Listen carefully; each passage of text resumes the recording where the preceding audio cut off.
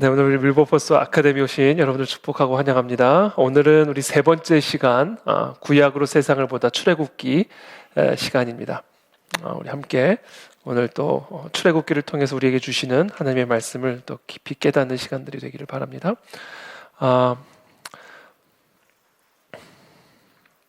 제가 우리 나눠드린 이 교재를 한번 보시면서 오늘 강의를 또 잘 소화하실 수 있게 되기를 바랍니다. 일단 제가 지난주에 강조했던 이야기, 창조, 타락, 구속, 이것이 성경의 메시지다라는 말씀을 드렸습니다. 그래서 성경은 끊임없이 창조, 타락, 구속의 반복적인 이야기들을 통해서 결국은 예수 그리스도를 통해서 완전한 구속의 완성이 이루어진다라는 메시지, 그리고 결국은 예수 그리스도의 다시 오심을 통해서 이 땅의 온전한 구속이 완성된다. 새 하늘과 새 땅을 통해 이 땅의 모든 피조 세계가 완전히 구속되어지는 그 날을 향하여 나아가는 이 메시지가 바로 성경의 핵심적인 메시지다라고 말씀을 드렸습니다.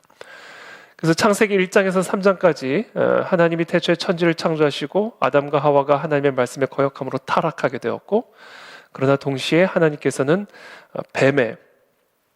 뱀과의 영적 전쟁을 예언하시면서 뱀의 후손은 여자의 후손의 발꿈치를 상하게 하겠지만 여자의 후손은 그 뱀의 후손의 머리를 상하게 할 것이라는 이 말씀을 통해서 여자의 후손으로 오실 예수 그리스도를 통해 구속의 완성이 이루어지게 될 것을 이미 다 예언을 하신 것이죠.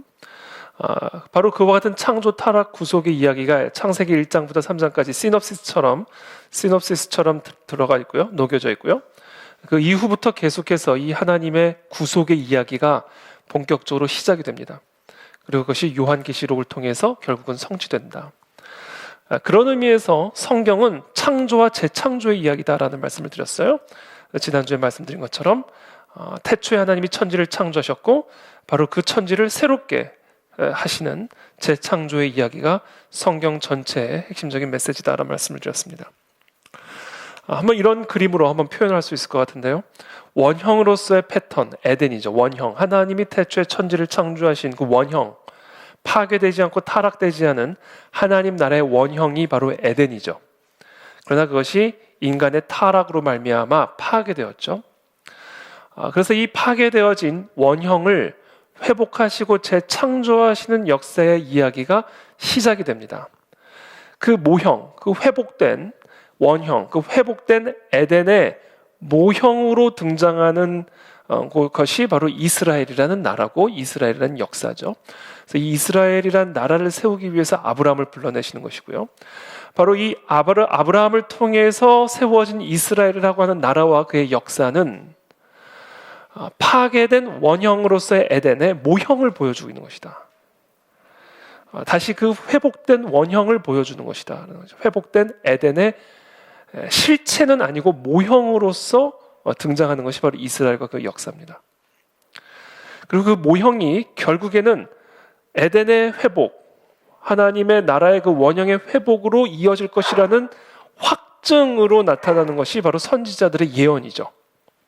그래서 선지자들의 예언을 통해서 이 이스라엘의 역사 속에서 등장하는 선지자들의 예언들을 통해서 이 원형의 회복, 에덴의 회복, 하나님 나라의 회복에 대해서 수많은 선지자들을 통해서 예언하게 되죠. 그리고 그 모든 예언의 초점은 그 하나님 나라의 회복을 향한 그 예언의 그 초점은 누구에게 맞춰져 있는가? 바로 예수 그리스도에게 맞추어져 있다. 바로 예수 그리스도, 이스라엘의 후손, 아브라함의 후손으로 오시고 선지자들의 예언을 통해서 확증된 그 예수 그리스도의 탄생과 죽음과 부활을 통하여 바로 그 모형의 성취가 이루어지게 되죠. 그리고 예수 그리스도께서 부활하신 이후에 승천하시고 이 땅에 교회를 세우시죠. 교회의 머리가 되어서 계속해서 우리 가운데 함께하고 계시죠. 그래서 결국 예수 그리스도께서 다시 오시는 그 날에 이제는 이 원형의 완전한 회복이 일어나게 될 것이다. 새 하늘과 새 땅의 회복이 일어나게 될 것이다 라는 겁니다. 바로 이것이 성경 전체에 걸친 이야기다 라는 겁니다. 창세기 이렇게 이렇게 표현을 할 수가 있을 것 같습니다. 그래서 이런 그림으로 보면 성경이 이제 전체적인 큰 틀이 이제 보이게 되는 거죠. 그리고 그 큰 틀 속에서 세부적인 사건들, 메시지들을 우리가 볼 수 있는 눈을 갖게 되는 겁니다. 창세기는 이 창세기를 먼저 좀 짚고 넘어가야 하는 이유는 바로 이 출애굽기가 이 창세기와 연계되어서 시작이 되기 때문에 간략하게 제가 지난주에 미처 다 하지 못한 부분을 간략하게만 언급하고 출애굽기로 넘어가도록 하겠습니다.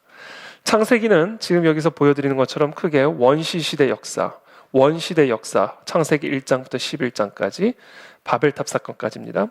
그리고 족장, 아브라함을 부르는 족장시대 역사, 창세기 12장부터 50장까지 이렇게 구성이 되어 있습니다. 그래서 원시대 역사는 크게 네 가지 사건, 창조, 타락, 홍수, 바벨탑. 족장시대 역사는 크게 네 인물, 아브라함, 이삭, 야곱, 요셉 이렇게 되어 있습니다. 자, 근데 이 모든 이 역사마다 이 모든 역사를 이끌어가는 핵심적인 중추적인 역할을 하고 있는 것이 언약이다라는 말씀을 드렸어요. 제가 첫 번째 시간에 이 성경의 이 모든 구조가 언약적 구조로 이어져 있다라는 말씀을 드렸습니다. 언약을 체결하시고 그 언약을 성취해가는 그런 구조로 성경이 기록이 되어 있다라는 말씀을 제가 첫 번째 시간에 말씀을 드렸는데 바로 그거죠.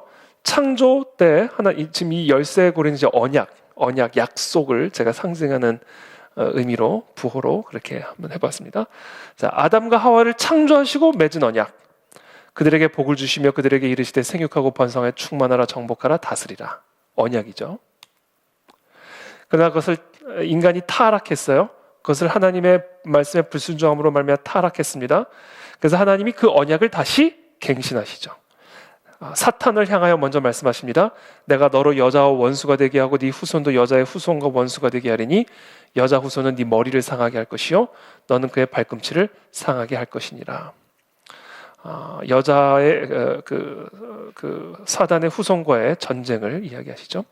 그리고 나서 가죽옷을 지어 입히시는 것이 바로 이 언약을 상징하는 것이죠. 가죽옷을 지어 입히기 위해서는 짐승의 피를 봐야 하는, 그래서 결국 예수 그리스도의 대속의 은혜를 의의 옷으로 입히시는 그와 같은 언약을 이 가죽옷을 통해서 체결하시는 것을 우리가 보게 됩니다. 참고로 지금 이 부분은 아마 오늘 교재에는 아마 생략이 되어 있을 겁니다. 그래서 지난주 교재에 보시면 아마 조금 나와 있을 텐데요. 참조하시면 좋을 것 같습니다.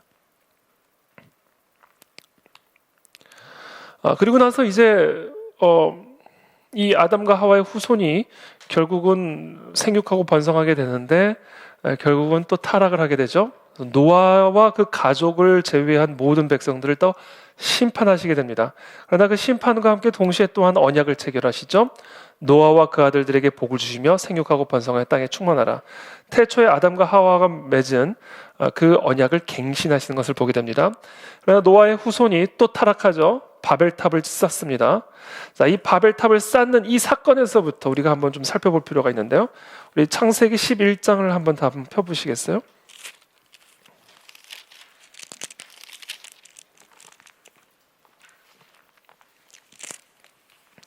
이 창세기 11장은 이제 원시시대 역사를 마치고 족장시대 역사로 넘어가는 그 연결고리인데 이 연결고리가 무엇으로 연결되어지냐면 바로 데라의 족보로 이어집니다. 데라의 족보를 통해서 연결이 돼요. 그러니까 바벨탑 사건과 아브라함을 부르시는 사건이 데라의 족보로 연결이 되는 것을 보게 되죠. 창세기 11장부터 1절부터 9절까지 보면 바벨탑 이야기를 하고 계시죠. 또 타락한 거예요. 그래서 하나님이 이제는 노아의 아들 셈의 족보를 나열을 하시고요. 셈의 족보가 10절부터 쭉 나열이 됩니다. 그리고 이 셈의 후손에서 누가 나오냐면 데라가 나옵니다. 26절에. 그리고 데라가 70세에 아브라함을 낳죠. 그래서 27절부터는 데라의 족보로 다시 한번 좁혀집니다. 그래서 데라의 족보로부터 쭉 나옵니다. 이게 바로 아브라함을 낳은 이야기입니다. 그리고 나서 12장 1절에 여호와께서 아브라함을 부르시는 그와 같은 역사로 이어지게 되는 것을 우리가 보죠. 자, 아브라함과 언약을 맺으시죠. 창세기 12장 1절에서 2절. 아브라함에게 이르시되 너는 너의 고향과 친척과 아버지의 집을 떠나 내가 네게 보여줄 땅으로 가라. 큰 민족을 이루고 네게 복을 주어. 복을 준다. 아담과 하와에게 복을 주어 생육하고 정복하고 다스리라. 아브라함에게도 동일하게 복을 주어 네 이름을 창대하게 할 것이고 큰 민족을 이루게 할 것이다 라는 그 아담과 하와의 언약의 갱신을 또다시 하게 되죠. 그리고 이 아브라함을 통해 이 언약이 결국은 또 이삭에게로 넘어갑니다. 이거는 그냥 생략하고요. 이삭에게로 넘어가고요. 이삭과 동일한 언약을 맺습니다. 하늘의 별과 같이 번성하게 할 것이라는 언약. 그리고 이 이삭과 맺은 언약은 또 야곱에게로 이어집니다. 야곱과 맺은 언약이죠. 창세기 28장 13절에서 14절, 또 창세기 28장 15절. 아브라함과 맺은 그 동일한 언약이 아브라함, 이삭, 야곱에 이어서 계속해서 이어져 가게 되는 것을 보게 됩니다.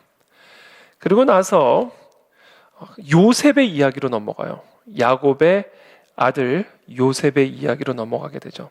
특별히 창세기에서 이 요셉의 이야기는 상당히 많은 부분을 차지하는데요. 무려 창세기 39장에서 50장까지 약 12장 정도 되는 큰 분량을 요셉의 이야기에 할애를 하고 있습니다. 왜냐하면 이 요셉이 바로 야곱을 통해서 큰 민족을 이루게 되는 그 아브라함의 언약을 성취하게 되고요. 그 큰 민족을 이루어서 이제 약속의 땅, 가나안 땅으로 나아가게 되는데 그 연결고리, 그 씨앗의 역할을 했던 사람이 바로 요셉이에요. 요셉. 그래서 야곱의 아들로 태어나서 채색 옷을 입고 살다가 하나님이 이런 꿈을 보여주셨고 그 꿈을 자랑했다가 결국 형들에게 미움을 받아서 팔려가게 되죠. 결국 노예로 팔려가게 되었고 거기서 많은 고생을 하던 끝에 결국은 애굽의 총리가 되어지죠. 자, 이 모든 일들이 결국은 야곱과 그 가문을 흉년으로부터 구원하여 아브라함에게 약속하신 큰 민족을 이루고자 하시는 그 뜻을 성취하기 위한 연결고리로 요셉이라는 인생을 사용하십니다. 특별히 흉년 가운데 있던 그 땅에서 야곱과 그 가문을 애굽으로 이주시키는, 그래서 그 애굽에서 큰 민족을 이루게 되는 그 연결고리 역할을 한 사람이 바로 요셉이었다라는 것이죠. 그래서 이 창세기 말미가 바로 39장부터 50장까지 바로 요셉의 이야기에 집중적으로 할애하고 있고, 그 요셉의 어떻게 보면 그 비참한 스토리, 그러나 그 비참한 스토리에서 총리가 되어지는 놀라운 하나님의 섭리의 스토리 안에 바로 아브라함과 이삭과 야곱을 향해 주신 민족을 이루고자 하는 그 언약의 성취가 바로 그 인생 속에 바로 담겨져 있었다라는 것을 이제 강조하고 있는 것이죠.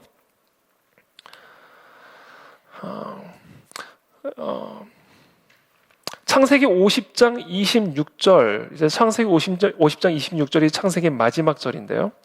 이 창세기 50장 26절의 가장 마지막 단어가 버미스 라임이라고 하는 단어예요. 버미스 라임. 지금 여기 히브리어로 되어 있는데 그 뜻은 in Egypt라는 단어입니다. 애굽에서. 이것이 창세기의 가장 마지막 단어예요. 가장 끝에 나오는 단어가 바로 이 애굽에서 in Egypt라는 단어였다라는 것이죠. 그러고 나서 출애굽기 1장 1절로 이어집니다. 야곱과 함께 각각 자기 가족을 데리고 애굽에 이른 이스라엘 아들들의 이름은 이러하니, 바로 이 요셉이 애굽에서 죽게 되고 요셉을 통해 애굽으로 이주한 야곱과 그 가족들의 이름을 나열함으로 출애굽기 1장 1절이 시작이 되는 것을 보게 되는 것이죠.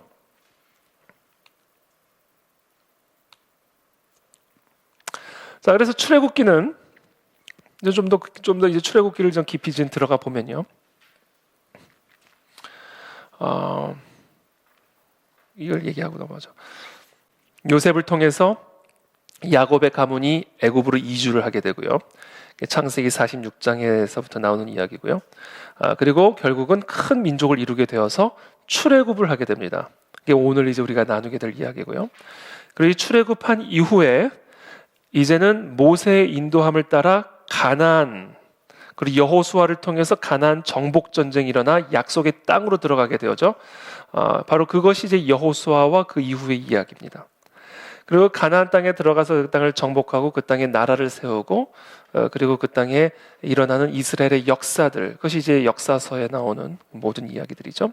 그리고 결국은 이스라엘의 역사를 통해서 예수 그리스도가 오시게 된다라고 하는 이 성취가 바로 이 출애굽기 안에 담겨져 있는 아주 중요한 메시지다라는 겁니다. 자, 출애굽기를 이제 조금 더 깊이 한번 들어가 보겠습니다. 출애굽기는 이제 크게 세 파트로 나누어진다고 볼 수가 있는데요. 1장부터 18장까지 애굽에서부터 구원하시는 하나님의 권능, 그것을 출애굽기 1장부터 18장까지 기록이 되어 있습니다. 출애굽기 1장부터 18장까지가 그렇게 되어 있고요. 1장부터 18장에서 조금 더 세부적으로 보면 출애굽기 1장부터 4장까지는 하나님이 모세를 택하시고 훈련시키시는 내용이 기록이 되어 있고요. 5장부터 11장까지는 바로가 이스라엘 백성들을 가나안 땅으로 순순히 보내지 않는 바로의 방해에 대한 이야기들이 기록이 되어 있고요. 그러나 그 방해에도 불구하고 결국 12장부터 18장까지 하나님의 주권적 권능으로 이 이스라엘 백성들을 구원하시는 내용이 바로 이제 기록이 되어 있습니다. 그리고 19장부터 24장까지는 율법, 신의 산에 도달하여 홍해를 건너고 이제 출애굽한 이스라엘 백성들이 신의 산에 이르러 신의 산에서 하나님의 언약을 받게 됩니다. 하나님의 율법을 받게 되죠. 그리고 율법을 지킬 것을 명령하심으로써 언약 백성이 되는 겁니다. 하나님과의 언약, 체결식을 맺게 되는 거죠. 신의 산에서. 저는 이것을 일종의 결혼식과 같이 신의 산에서 하나님과 이스라엘 백성들이 결혼과 같은 언약을 통해서 하나님의 백성이 되어지는 그 언약식을 체결하는 것, 이게 바로 신의 산에서 일어난 일인데요. 그때 하나님이 하나님의 백성들이 반드시 지켜 따라야 할 율법을 부여하십니다. 그리고 그 율법을 지켜 행하는 자라야 하나님의 백성이다, 하나님의 언약 백성이다라는 것을 명확하게 신의 산에서 선포하시죠. 자, 율법을 주시는 하나님, 19장에서 24장까지의 이야기고요. 이것을 조금 더 세부적으로 이야기를 하면 19장부터 20장까지는 도덕법, 특별히 십계명에 대해서 나오고요. 십계명을 주시는 이야기가 기록이 되어 있고요. 21장부터 23장 3장까지는 사회법, 사회 속에서 어떤 질서와 법칙을 따라야 할지, 뭐 상법, 뭐 여러 민법, 형법 이런 것들이 기록이 되어 있습니다. 그리고 나서 23장부터 24장까지는 의식법, 제사법, 절기법 에 대해서 기록이 되어 있죠. 그렇게 해서 19장부터 24장까지 하나님의 언약 백성이 따라야 할 율법을 부여하시고 수여하시는 장면이 기록이 되어 있고요. 마지막으로 25장부터 40장까지 무려 15장에 걸쳐서 성막에 대해서 말씀하십니다. 성막을 주시는 하나님. 그래서 25장부터 31장까지는 성막 설계에 대해서 말씀하시고요. 32장부터 34장까지는 성막 건축이 연기되고, 그리고 35장부터 40장까지 성막이 완성이 되는 그런 내용이 이제 기록이 되어 있는 것이죠.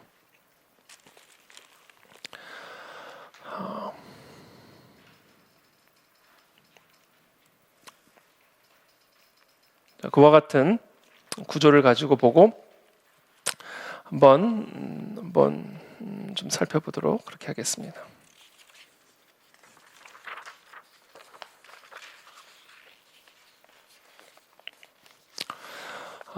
일단 이 출애굽기 이야기가 이제 우리가 잘 알다시피 이제 그 요셉을 통해서 이스라엘 민족이 세워지고, 특별히 이스라엘 백성들이 이 애굽의 압제하에서 신음하고 있는 이런 가운데 하나님께서 모세를 태어나게 하시고 부르셔서 결국은 이스라엘 백성들을 구원하는 구원자로 세우시는 그 이야기가 바로 이 출애굽기의 전반적인 내용인데요.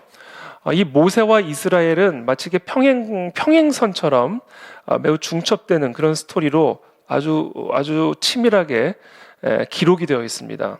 예를 들면 출애굽기 2장 1절부터 2절까지는 모세가 애굽의 노예 신분으로 태어났고 특별히 억압과 박해 속에서 태어나고 그 바로가 그 모세를 비롯한 남자 아이들을 죽이려고 하는 내용이 출애굽기 1장 15절부터 22절까지 기록이 되어 있죠.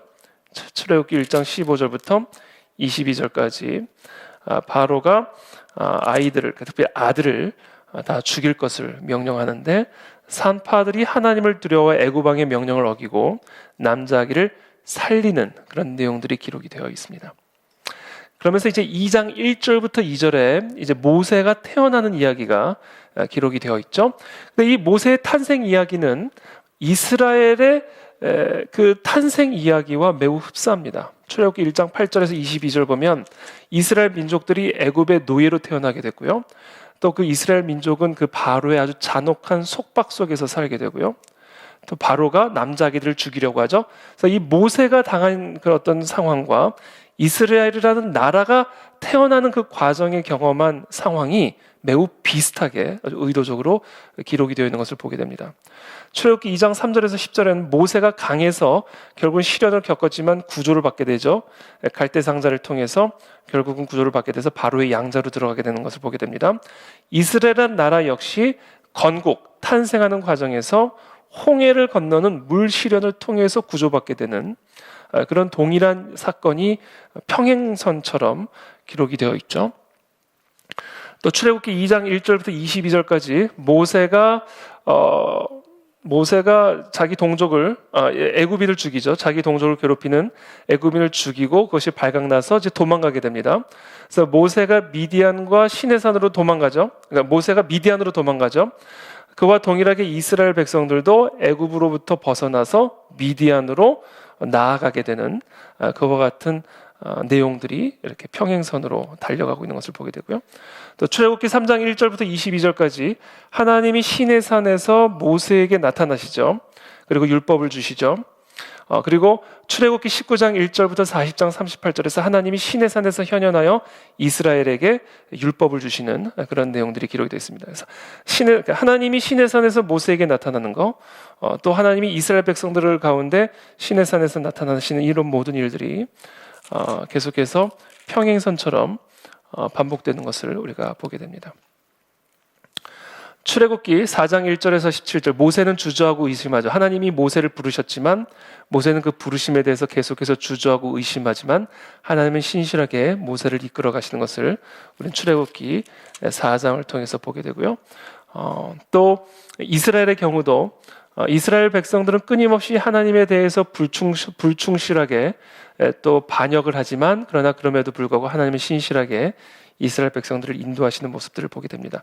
그래서 이렇게 출애굽기 전체적으로 모세의 탄생과 그 인생의 스토리가 이스라엘의 탄생과 그 이스라엘의 역사와 매우 비슷하게 이렇게 이중 구조로 이렇게 흘러가는 것을 이제 보게 되는 것이죠.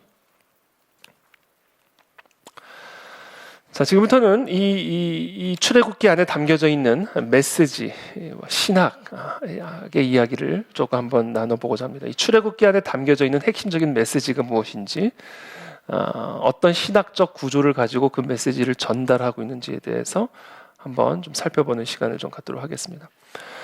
먼저 일단 출애굽은 그 이스라엘이라는 나라 자체로서도 대단한 역사이지만 그러나 그것이 이스라엘의 그 출애굽이라고 하는 그 역사 자체로만 의미를 갖고 있는 것이 아니라 앞으로 미래에 일어나게 될 구속의 역사, 재창조의 역사를 어떻게 보면 예표하는 그런 사건이기 때문에 이 출애굽기는 매우 신학적으로도 매우 중요한 의미를 담고 있는 사건이다라는 겁니다. 그래서 우리가 앞으로 이스라엘 백성들이 결국은 하나님 앞에 계속해서 반역하여 바벨론의 포로로 끌려갔다가 귀환을 하게 되죠.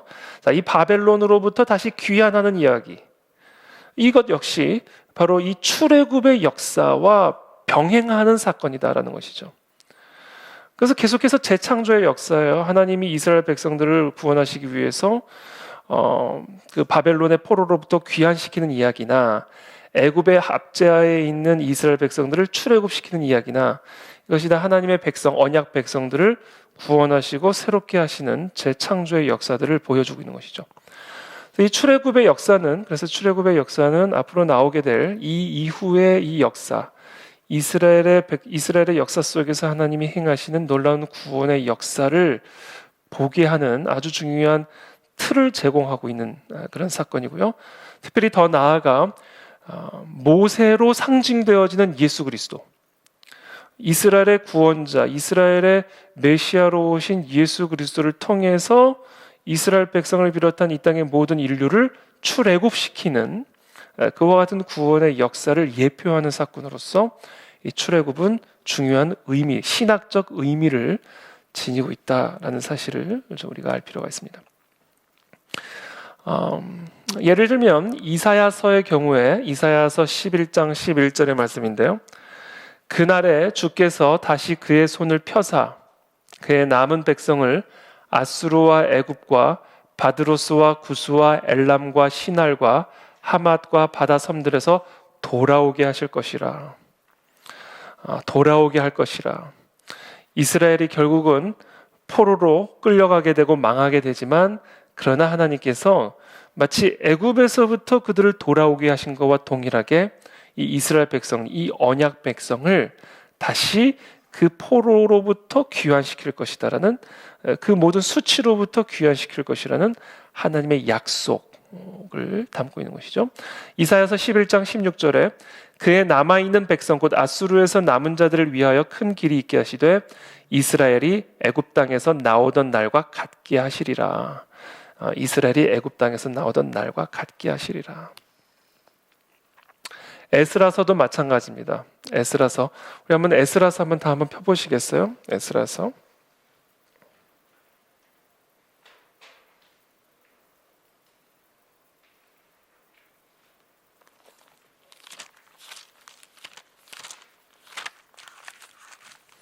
에스라서 2장 70절에 보면요. 이에 제사장들과 레위 사람들과 백성 몇과 노래하는 자들과 문지기들과 느디님 사람들이 각자의 성읍에 살았고 이스라엘 무리도 각자의 성읍에 살았더라. 하나님 바벨론의 포로로부터 첫 번째로 귀환한 백성들의 이야기가 나오게 되죠. 그러면서 3장 1절부터 이렇게 됩니다. 이스라엘 자손이 각자의 성읍에 살았더니 일곱째 달에 이르러 일제히 예루살렘에 모인지라. 요사닥의 아들 예수아와 그의 형제 제사장들과 스알디엘의 아들 스룹바벨과 그의 형제들이 다 일어나 이스라엘 하나님의 제단을 만들고 하나님의 사람 모세의 율법에 기록한 대로 번제를 그 위에서 드리려 할세. 이제 번제를 드리게 되는 것을 이제 보게 되죠. 출애굽기 29장에 보면 네가 제단 위에 드릴 것은 이러하니라. 매일 1년 된 어린 양 2마리니 한 어린 양은 아침에 드리고 한 어린 양은 저녁 때 드릴지며. 자, 이렇게 출애굽한 이후에 번제를 드리게 되는 그와 같은 동일한 패턴으로 바벨론의 포로로부터 귀환한 이후에 이 이스라엘 백성들이 번제단에서 예물을 봉헌하는 모습을 보게 됩니다. 그래서 애굽으로부터의 구원과 나중에 이 바벨론의 포로로부터의 구원의 역사가 동일한 하나님의 구원의 역사로서 어떻게 보면 평행선으로 이렇게 성경 전체에 걸쳐서 기록이 되어 있는 것을 보게 되고요. 그래서 이 이스라엘의 이 역사, 하나님의 이 역사, 구원의 역사는 바로 이 출애굽이라고 하는 역사적 사건의 틀을 통해서 바라보도록 장치되어 있다라는 것을 이제 우리가 보게 됩니다. 초막절, 그렇죠? 또 초막절을 지키죠. 에스라서 3장 4절에 보면 초막절을 지키게 되는데 이것도 동일해요. 레위기 23장에 보면 너희는 이래 동안 초막에 거주하되 이스라엘에서 난 자는 다 초막에 거주할 테니까 동일하게 애굽 땅에서 인도하여 내던 때에 초막에 거주하게 한 줄을 너희로 대대로 알게 하려 함이라. 그래서 이 모든 바벨론의 포로의 귀환과 애굽의 포로에서의 귀환을 같은 선상에서 성경이 이렇게 기록을 하고 있는 것을 보게 되고요. 그리고 에스라서 6장 19절부터 22절에 보면 6월절 행사를 하는 것을 보게 됩니다. 그래서 이 모든 것들이 출애굽의 역사와 특별히 바벨론의 포로의 역사가 같은 라인으로 언약의 성취라는 관점으로 하나님의 언약 백성을 위한 언약의 성취라는 관점으로 그려지고 있다라는 것을 우리가 이제 보게 되는 것이죠.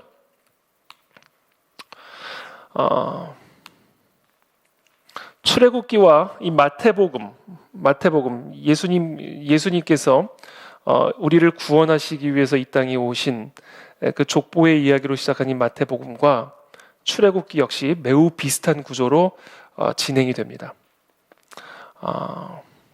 그러니까 이 예수 그리스도께서 이 땅에 오셔서 우리를 구원하시는 이 모든 역사가 출애굽의 틀로서 볼 수 있도록 이렇게 장치되어 있는 것이죠. 그래서 제가 첫 번째 시간에 말씀드렸듯이 모든 성경의 기록은 바로 예수 그리스도에 대한 것이다라는 말씀을 드렸어요.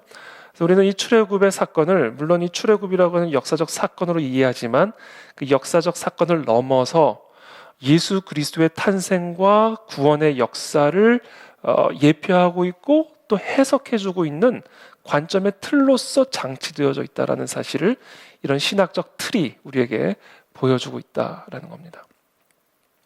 그래서 그 단편적인 예로 출애굽기도 족보로 시작하죠. 이스라엘 백성들이 어떻게 큰 민족을 이루게 되었는지, 마태복음도 아브라함의 족보로 시작을 합니다. 구원자의 탄생, 모세의 탄생을 이야기하고 있고, 구원자의 탄생, 마태복음에서는 예수 그리스도의 탄생을 이야기하고 있죠.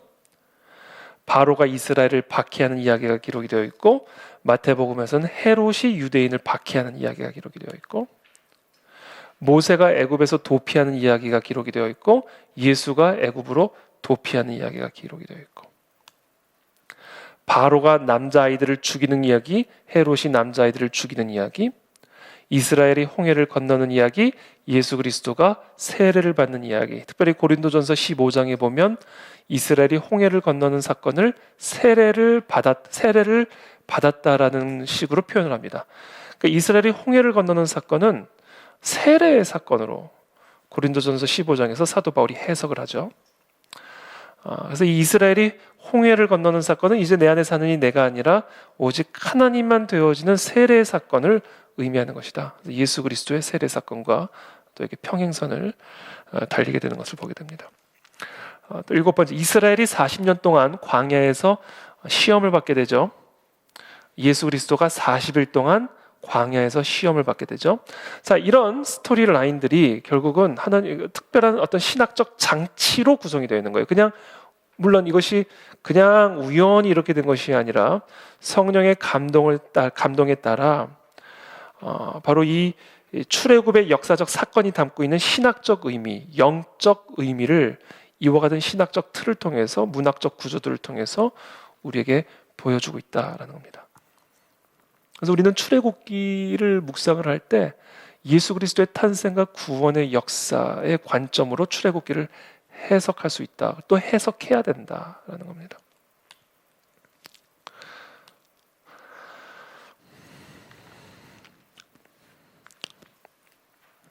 그렇기 때문에 그런 관점에서 보면 이 출애굽에서의 클라이막스라고 할 수 있는 이 유월절은 바로 유월절에 어린 양으로 오셔서 우리를 이 모든 흑암의 권세로부터 구원하시기 위해서 십자가에서 흘리신 유월절 어린 양 예수 그리스도를 예표하는 사건이다라는 사실을 우리가 보게 되죠. 연결이 되어 있는 거예요. 출애굽기와 복음서는 그래서 연결이 되어 있는 것이고요. 출애굽의 역사와 예수 그리스도의 구속의 역사가 그래서 연결이 되어 있는 겁니다.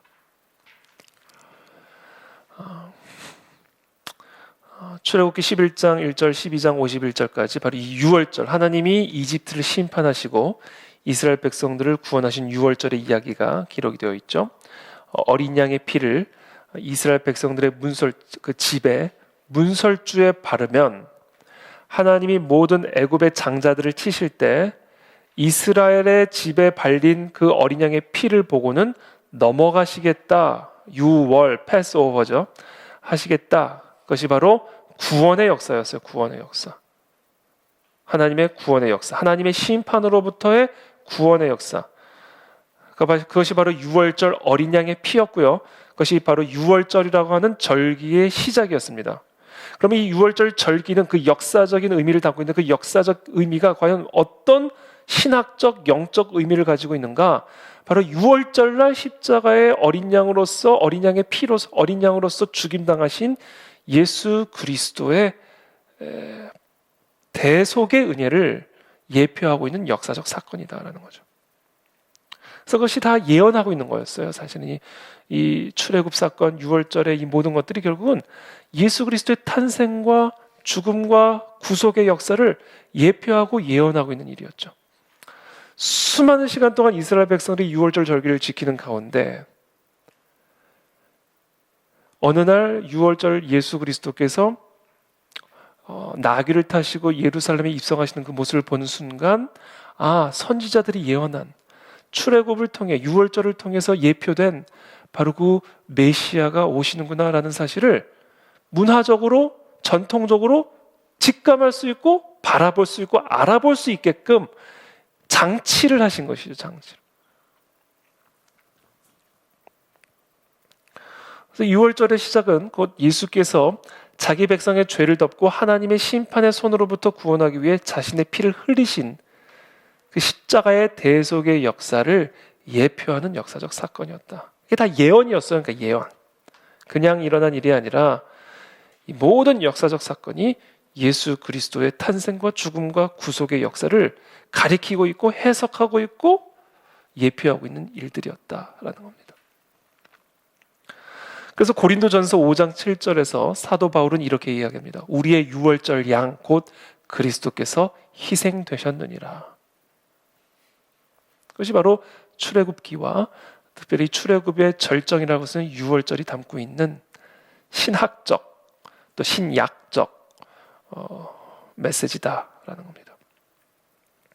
그래서 이 밑에 핵심적인 메시지를 이렇게 정리해놨죠. 이스라엘이 유월절 어린 양의 피로 덮어진 것과 같이 새 이스라엘은 그리스도의 피로 덮어지는 것이다. 예수 그리스도의 보혈의 피로 혈통적인 이스라엘이 아닌 그 예수 그리스도의 피의 혈통으로 우리 모두가 함께 이스라엘에게 약속된 그 언약 백성에 들어가게 되었음을 말씀하고 있는 것이죠. 그래서 우리 모두가 혈통적으로는 이스라엘의 백성이 아니고 혈통적으로는 아브라함의 후손이 아니지만 그러나 더 이상 아브라함의 피로서 하나님의 언약 백성이 되는 것이 아니라 그 아브라함의 후손으로 오신 예수 그리스도의 보혈의 피로 말미암아 우리 모두가 다 그 하나님의 언약 백성이 되었다. 그래서 그 하나님의 언약 백성에게 허락된 그 하나님의 놀라운 언약을 누리는 백성이 되었다라는 것이죠. 이것이 바로 이 6월절이 담고 있는 신학적 메시지다라는 겁니다.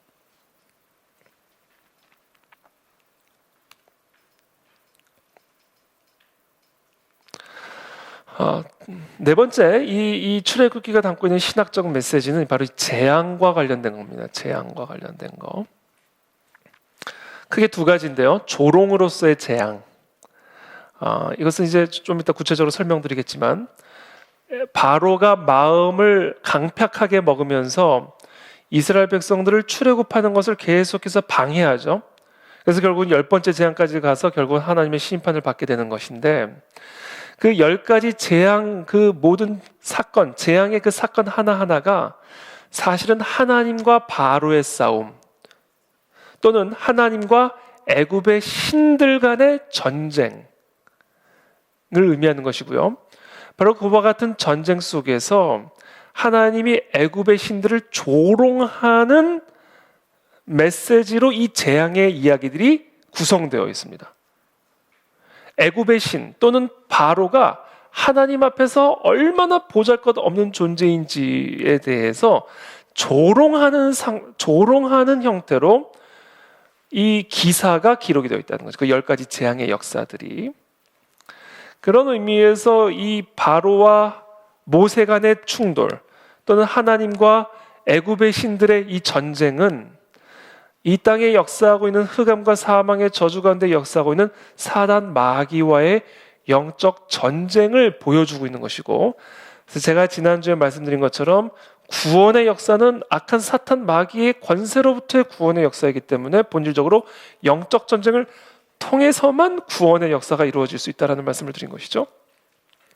그래서 마치 지난주에 그 흑암과 사망의 저주로부터 사단의 저주로부터 하나님의 전신갑주로 무장된 이스라엘 백성들이 하나님의 백성들이 그 흑암의 권세에 사로잡히는 자들을 구원하는 영적 전쟁을 해야 된다라는 그런 말씀을 드렸는데, 바로 그 영적 그 어떤 실제를 바로 이 바로와 모세 간의 전쟁, 또는 하나님과 애굽 신들 간의 그 전쟁, 그 10가지 재앙에 담겨져 있는 그 어떤 전쟁 이야기를 통해서 우리 가운데 드러내주고 있는 것이죠. 그래서 이 10가지의 재앙의 사건은 바로 이 땅에서 펼쳐지는 두루 삼킬 자를 찾아 헤매다니는 악한 사탄 마귀와의 영적 전쟁을 보여주고 있는 그림이다라는 것이죠. 그래서 끝까지 내놓지 않으려고 하는, 끝까지 그 흑암의 권세로서부터 벗어나지 못하도록 끝까지 물고 늘어지는 그런 사탄 마귀의 역사를 바로 바로의 강팍한 마음들을 통해서 우리가 보게 되는 겁니다. 두 번째, 이 특별히 출애굽기 안에 담겨져 있는 신학적 메시지, 이 재앙에 관련된 것인데, 특별히 재앙의 메아리, 종말론적 재앙에 대한 메시지가 바로 또 이 출애굽기 안에 담겨져 있는 것이죠. 그래서 마지막 때 예수 그리스도께서 다시 오셔서 이 땅을 구원하시고 이 땅에 완전한 새 하늘과 새 땅을 완성하시는 그와 같은 하나님의 나라가 임하기 전에 종말론적 재앙이 이 땅 가운데 일어나게 될 것임을 어떻게 보면 또 예표하고 있고 예고하고 있는 그런 신학적 메시지가 바로 이 바로와 모세의 충돌, 하나님과 애굽 신들 간의 충돌 안에 담겨져 있는 신학적 메시지다라는 겁니다. 그런 의미에서 구약과 신약은요 똑같아요. 구약을 통해서 신약을 보게 되고 신약을 통해서 구약을 보게 되는 것이죠. 이것이 우리가 성령을 바라보는 관점이 되어야 된다라는 것을 계속해서 강조하고 있는 겁니다. 먼저 우리 간략하게 조롱으로서의 재앙만 한번 간략하게만 좀 한번 살펴보겠습니다. 10가지 재앙이 나오죠. 출애굽기 7장부터 7장 이제 14절부터 보면 첫 번째 재앙이 나오죠.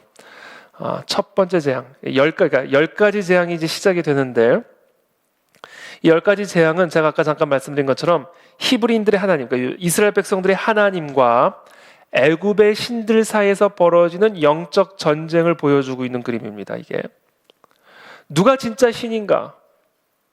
애굽의 노예의 하나님인가? 아니면 바로의 하나님인가? 바로의 신, 애굽의 신들인가? 그들이 진짜 신인가? 누가 진짜 신인가?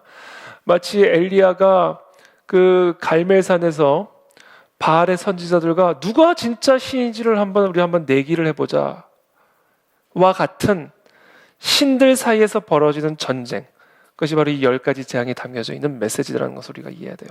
그래서 이 출애굽기 기자는 그래서 결국은 이 10가지 재앙을 통해서 누가 진짜 신인지를 드러내는 거예요. 마치 갈멜산에서 누가 진짜 하나님의 종이고 누가 진짜 하나님이신지를 드러낸 것처럼, 바로 이 10가지 재앙을 통해서 하나님은 누가 진정한 신이고 누가 진정으로 우주를 다스리며 진정으로 누구의 뜻이 하늘과 땅에서 실현될 것인가를 명확하고 선명하게 보여주고 있는 사건이죠. 그래서 결국에는 이 땅에서 이와 같은 영적 전쟁이 치열하게 펼쳐지고 있지만, 그러나 결국에는 예수 그리스도, 여자의 후손이 뱀의 후손의 머리를 밟고 결국 이 땅에 하나님의 언약을 최종적으로 성취하시게 될 것이다라는 것을 사실은 이 출애굽기 안에 이 10가지 재앙이 예표하고 있고 예언하고 있고 보여주고 있는 것이다라는 겁니다.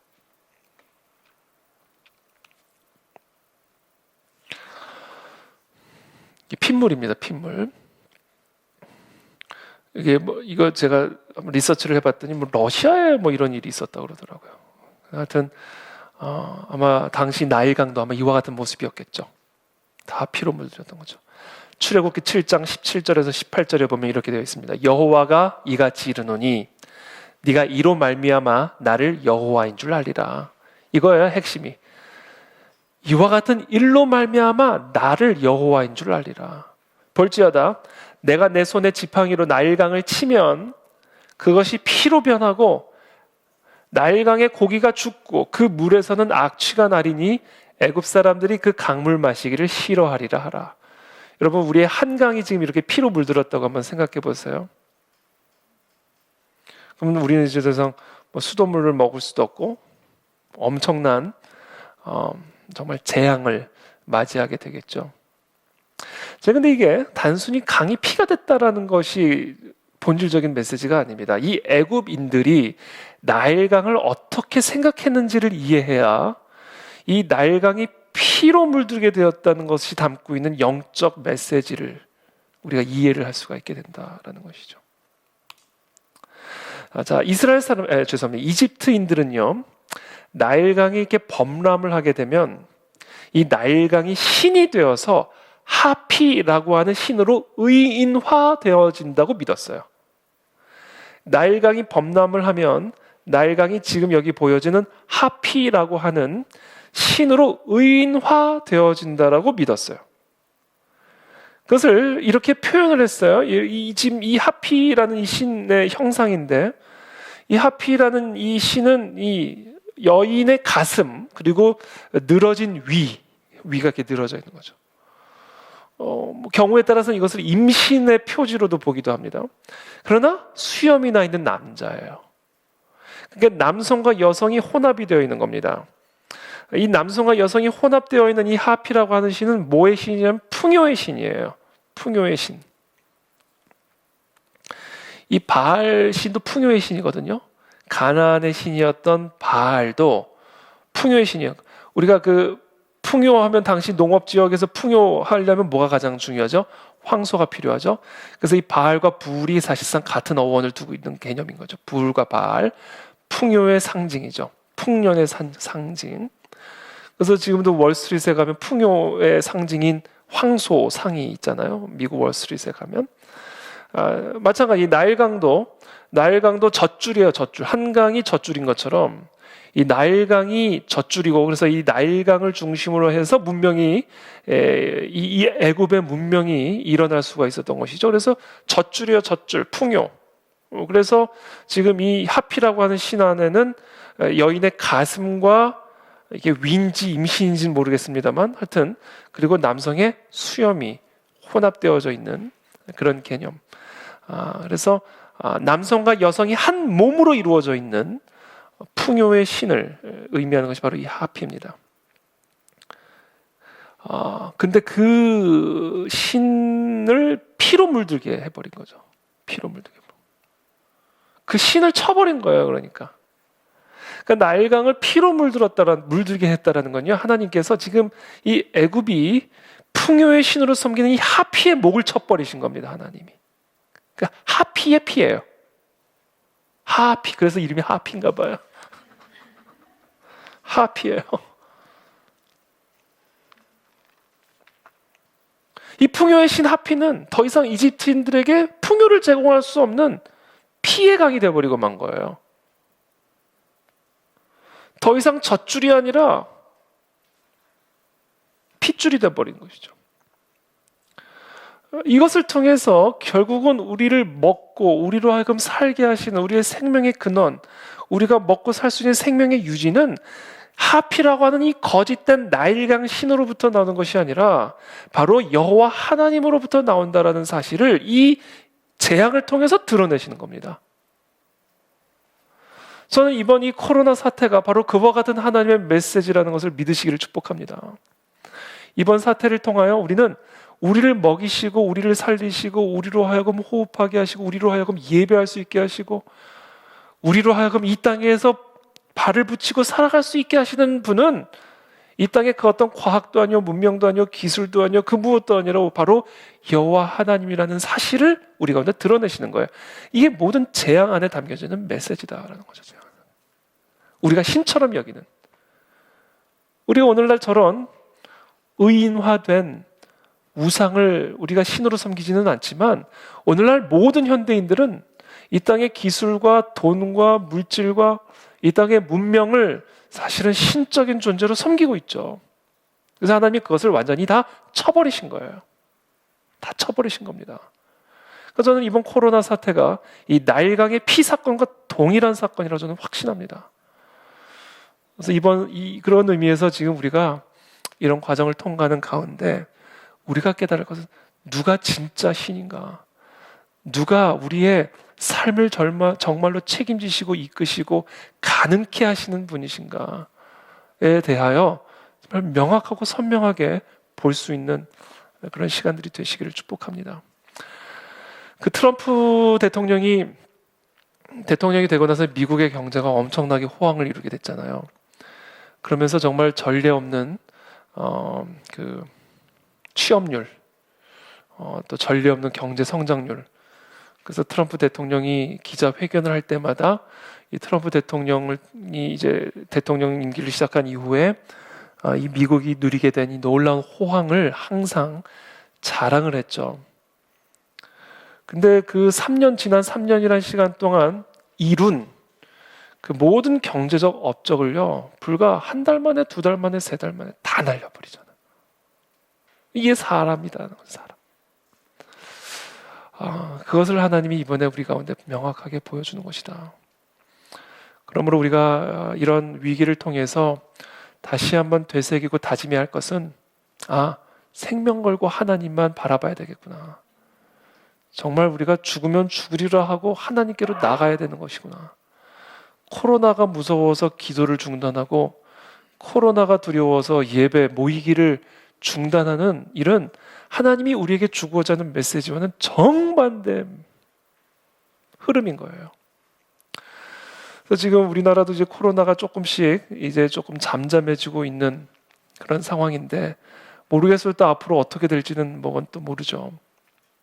그러나 이게 정말 우리나라 안에서 회복이 되고 전 세계적으로 회복이 되려면 정말 하나님만 두려워하는 그 믿음의 회복이 일어나야 이 재앙도 끝날 거라고 저는 생각합니다. 그래서 그런 메시지가 바로 이 첫 번째 재앙, 나일강이 피로 물든 이 하피의 목을 쳐버리는, 그래서 이 애굽인들이 젖줄처럼 여겼던 이 나일강이 핏줄이 되어서 먹을 수 없고 살 수 없는 그런 강이 되어버리고만 이 사건이 바로 그와 같은 메시지를 담고 있다. 제가 이미 다 설명드린 메시지입니다.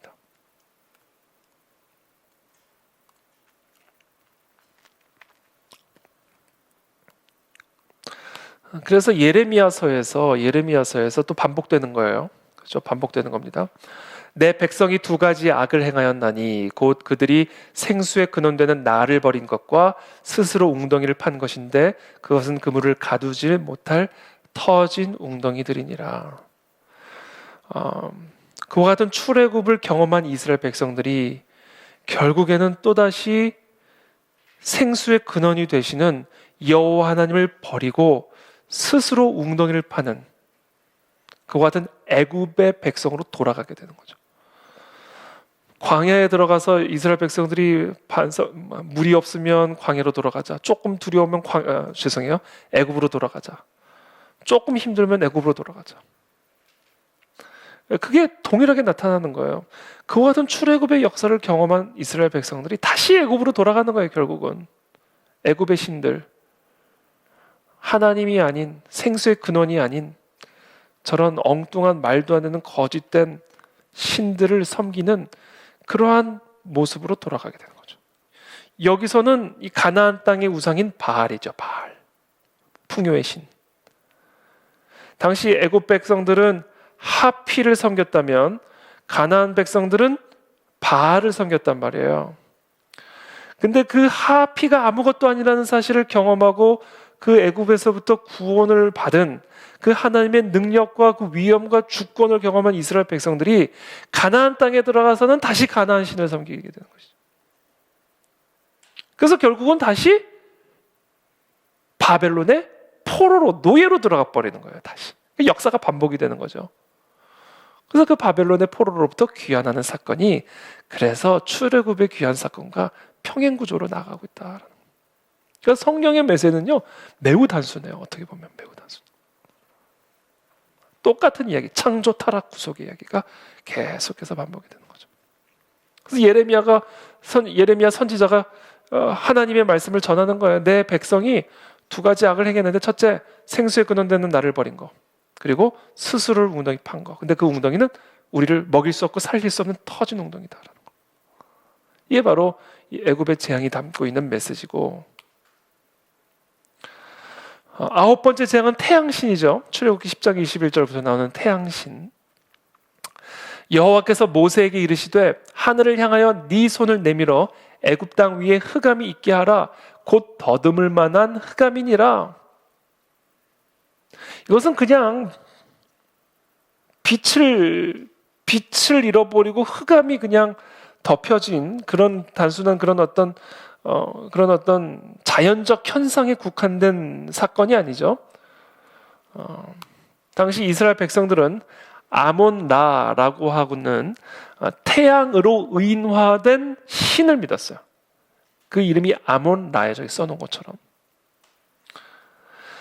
이 이집트 사람들은 무엇을 믿었냐면 아몬라가 동쪽에서 떠오르면, 해는 동쪽에서 떠오르잖아요. 동쪽에서 떠오르면 새로운 생명과 부활의 상징이라고 믿었어요. 저 태양이 부활과 생명의 상징이라고 믿었어요. 그런데 태양은 결국은 서쪽으로 지게 되잖아요. 그래서 태양이 서쪽으로 지게 되면 이 아몬라라고 하는 신은 죽음과 지하 세계를 상징하는 그런 신이 돼버려요. 해가 뜰 때는 생명의 신, 해가 지면 죽음의 신. 완전히 상반된 그런 신인 거죠. 그러므로 아홉 번째 재앙이 보여주는 것은 무엇이냐면, 하나님이 원하시면 태양도 어둠이 될 수 있다는 것을 보여줌으로써 아몬라는 그의 백성들 위해서 생명의 상징으로 비칠 수 없다라는 사실을 보여주고 계시는 거예요. 그와 동시에 하나님께서 이 태양을 어둡게 하심으로 말미암아 아몬라는 아무것도 아닌 우리에게 빛을 제공하는 생명의 신이 아닐 뿐 아니라 반대로 심판과 죽음과 절망을 상징하는 신이다라는 것을 하나님이 보여주고 계시는 것이죠. 태양의 빛을 잃어 흑암 가운데 거하게 함으로 말미암아 아몬라가 우리에게 생명의 빛을 비춰주는 것이 아니라 하나님이 우리에게 생명의 빛을 비춰주시는 것이며, 하나님의 뜻에 따라 태양을 밝힐 수도 어둡게 할 수도 있는 주권자라는 사실을 보여주고, 그와 동시에 빛을 잃어버린 아몬라는 애굽의 사람들이 믿었듯이 심판, 죽음, 지하 세계에 불과한 신이다라는 것을 드러내는, 그와 같은 영적 의미가 바로 이 아홉 번째 재앙에 담겨져 있는 의미다라는 겁니다. 하나님은 이런 식으로 해서 이와 같은 재앙들을 통해 애굽인들이 신으로 섬기는 그와 같은 애굽의 신들을 하나씩 다 치시는 거죠. 그러면서 조롱하시는 겁니다. 그러면서 누가 진짜 신인지, 누가 정말 하늘과 땅의 모든 권세를 가지신 진정한 만왕의 왕이신지를 이 재앙을 통해서 애굽인들과 특별히 이스라엘 백성들에게 선명하게 보여주셨죠. 그리고 마지막 클라이막스가 열 번째 재앙, 장자를 치는 사건을 통해서 하나님은 유월절을 명령을 하시고 문설주에 피를 바르게 하시고, 그렇게 함으로써 하나님이 이스라엘 백성들을 애굽의 백성들로부터 구별하시는 줄을 알게 하셨다라는 거예요. 이거는 애굽인들을 위한 것이기도 하지만 무엇보다 이스라엘 백성들로 하여금 하나님의 언약 백성에게 주어지는 구원의 약속을 보여주시는 사건인 것이죠. 그것이 바로 이 10가지 재앙이 담고 있는 의미고, 그래서 이 10가지 재앙의 클라이막스가 유월절이었다. 유월절. 결국은 하나님이 온 땅을 다스리는 것이고, 바로 이스라엘 백성은 그 하나님의 언약 백성이다 라는 사실을 바로 유월절을 통해서 말씀하고 계시는 것이죠. 그리고 우리는 그 유월절에 어린 양으로 오신 예수 그리스도의 피로 말미암아 그와 같은 하나님의 언약 백성이 되어서 흑암과 사망의 저주로부터 구원을 받아 하나님의 백성이 되는 그런 놀라운 구원의 권세를 누리게 되었음을 이 복음서가 또 우리에게 말씀하고 계시는 겁니다. 그래서 이 출애굽기는 바로 그와 같은 신약의 예수 그리스도의 구속의 역사를 다방면으로 보여주고 예표하고 있는 사건이다라는 겁니다. 이것도 한번 넘어가죠. 곧 6월절 다음 날이라 민수기 33장에 나옵니다. 이스라엘 자손이 애굽 모든 사람의 목전에서 큰 권능으로 나왔으니, 골로새서의 말씀이죠. 흑암과 사망의 저주로부터 건져내어 생명의 아들의 나라로 옮기셨다. 골로새서의 말씀이죠. 바로 그가 하나님이 6월절 다음 날 하나님이 애굽 사람의 모든 목전에서 애굽의 모든 신들을 치시고 그 흑암과 사망의 저주로부터 큰 권능으로 구원하여 하나님의 생명의 나라로 옮기셨음을 보여주는 것이죠. 그래서 여호와께서 그들의 신들에게 벌을 주셨다. 바로 이와 같은 재앙의 사건을 통해서 하나님이 온 땅의 왕이시요 주권자임을 보여주고 계신다라는 겁니다. 자, 재앙의 메아리입니다. 종말론적 재앙이 바로 이 출애굽에 나타난 10가지 재앙에 담겨져 있는 메시지죠. 비슷한 부분들이 나오죠. 애굽에 대한 10가지 재앙이 나옵니다. 출애굽기 9장 15절에 보면 내가 이제 내 손을 뻗어 너와 네 백성들을 세상에서 끊어버릴 만한 재앙으로 칠 것이다. 너와 네 백성들을 세상에서 끊어버릴 만한 재앙으로 칠 것이다. 사무엘상 5장 9절에 보면 그것을 옮겨간 후에 여호와의 손이 심히 큰 환난을 그 성읍에 더하사 성읍 사람들의 작은 자와 큰 자를 다 쳐서 독한 종기가 나게 하신지라. 친다라는 개념이 나오죠. 자, 이 사무엘상 이것은 블레셋에게 언약궤를 빼앗기게 되죠. 하나님의 언약 백성이 언약궤를 블레셋에게 빼앗기게 됩니다. 그리고 그 블레셋 그 언약궤가 가는 곳마다 하나님의 재앙이 임하게 돼요. 그래서 마치 하나님의 언약 백성을 내보내지 않음으로 말미암아 애굽과 그 애굽의 바로에게 하나님의 재앙이 임했던 것처럼 블레셋이 하나님의 언약궤를 가지고 있음으로 말미암아 그 언약궤가 가는 땅마다 하나님의 심판이 임하게 하시는 그와 같은 역사들을 보여주고 있죠. 특별히 이 출애굽과 요한계시록이 비슷하게 됩니다. 출애굽기 보면 죄송해요. 이렇게 됐네. 거꾸로 됐습니다. 첫 번째가 이게 요한계시록인데 요한계시록은 둘째 천사가 그 대접을 바다에 쏟음에 바다가 곧 죽은 자의 피같이 되니 바다 가운데 모든 생물이 죽더라. 셋째 천사가 그 대접을 강과 물 근원에 쏟음에 피가 되더라.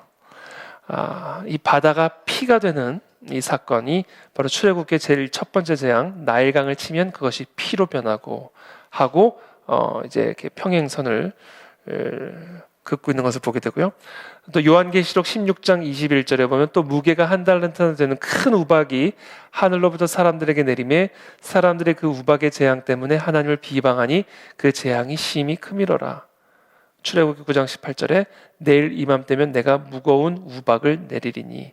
자, 이처럼 요한계시록에서 이제 하나님의 나라가 완성되기 전에 이 땅 가운데 임하게 될 그 종말론적 재앙, 그 종말론적 재앙과 출애굽기에 나오는 이 재앙을 이렇게 평행선으로 기록하고 있는 것을 또 우리가 보게 됩니다. 그래서 이 출애굽기 안에 담겨져 있는 이 10가지 재앙은 바로 이 땅에서 펼쳐지고 있는 강력한 영적 전쟁, 흑암과 사망과의 강력한 영적 전쟁, 특별히 흑암의 저주에서 생명의 나라로 옮겨지기 위해서 하나님의 언약 백성으로 옮겨지기 위해서 우리가 감당해야 하는 영적 전쟁에 대한 이야기를 예표하고 있을 뿐만 아니라 더 나아가 더 크게 이 땅의 역사의 완성, 새 하늘과 새 땅의 완성을 앞두고 이 땅에 펼쳐진 마지막 때의 징조들, 마지막 때의 재앙들에 대한 어떻게 보면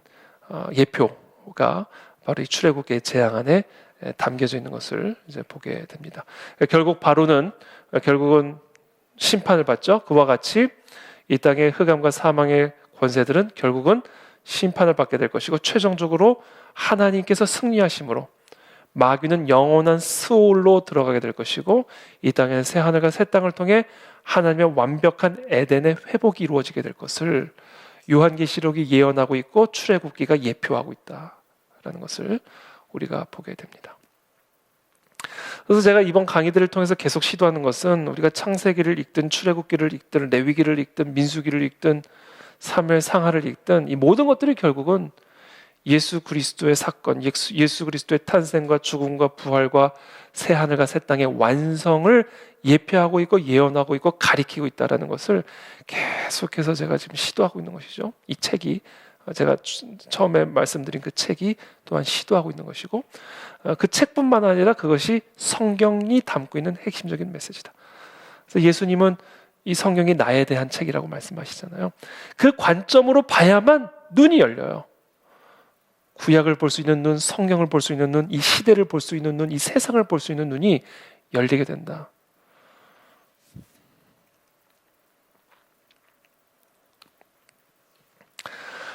또한 이 신학적 메시지, 이 출애굽기 안에 담겨져 있는 또 다른 신학적 메시지가 있는데, 그것은 바로 하나님께서 바로의 마음을 완악하게 했다라는 이 사건입니다.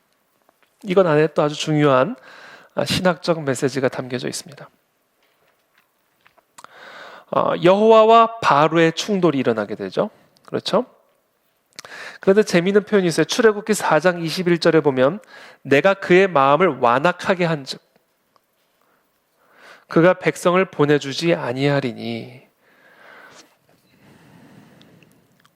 하나님께서 그 바로의 마음을 완악하게 하여서 그 바로가 그 이스라엘의 백성을 보내주지 아니하게 하겠다라고 말씀하고 계시죠. 근데 특별히 이 이집트의 문서들은 이 마음이라고 하는 것, 이 사람의 마음이라고 하는 것이 바로 사람의 본질이고 또 사람의 내부에 있는 영적 중심이다라는 사실을 가르치고 있어요. 그러니까 당시 애굽 사람들은 마음, 그러면 그냥 마음이 아니라 사람의 본질이고 영적 중심이다. 사실 잠언서도 말씀하시죠. 모든 생명의 근원이 마음에서부터 나온다라고 말씀하시잖아요. 그와 비슷하게 애굽의 사람들도 사람의 마음이 사람의 본질이고 영적인 중심이다라고 믿었어요. 특별히 이 바로의 마음은 더욱 중요했는데, 왜냐하면 바로는 어떻게 보면 애굽의 사람들에게는 신적인 존재였고, 그러므로 이 바로의 마음이 애굽의 역사와 사회 모두를 다스리는 궁극적인 힘이라고 믿었어요.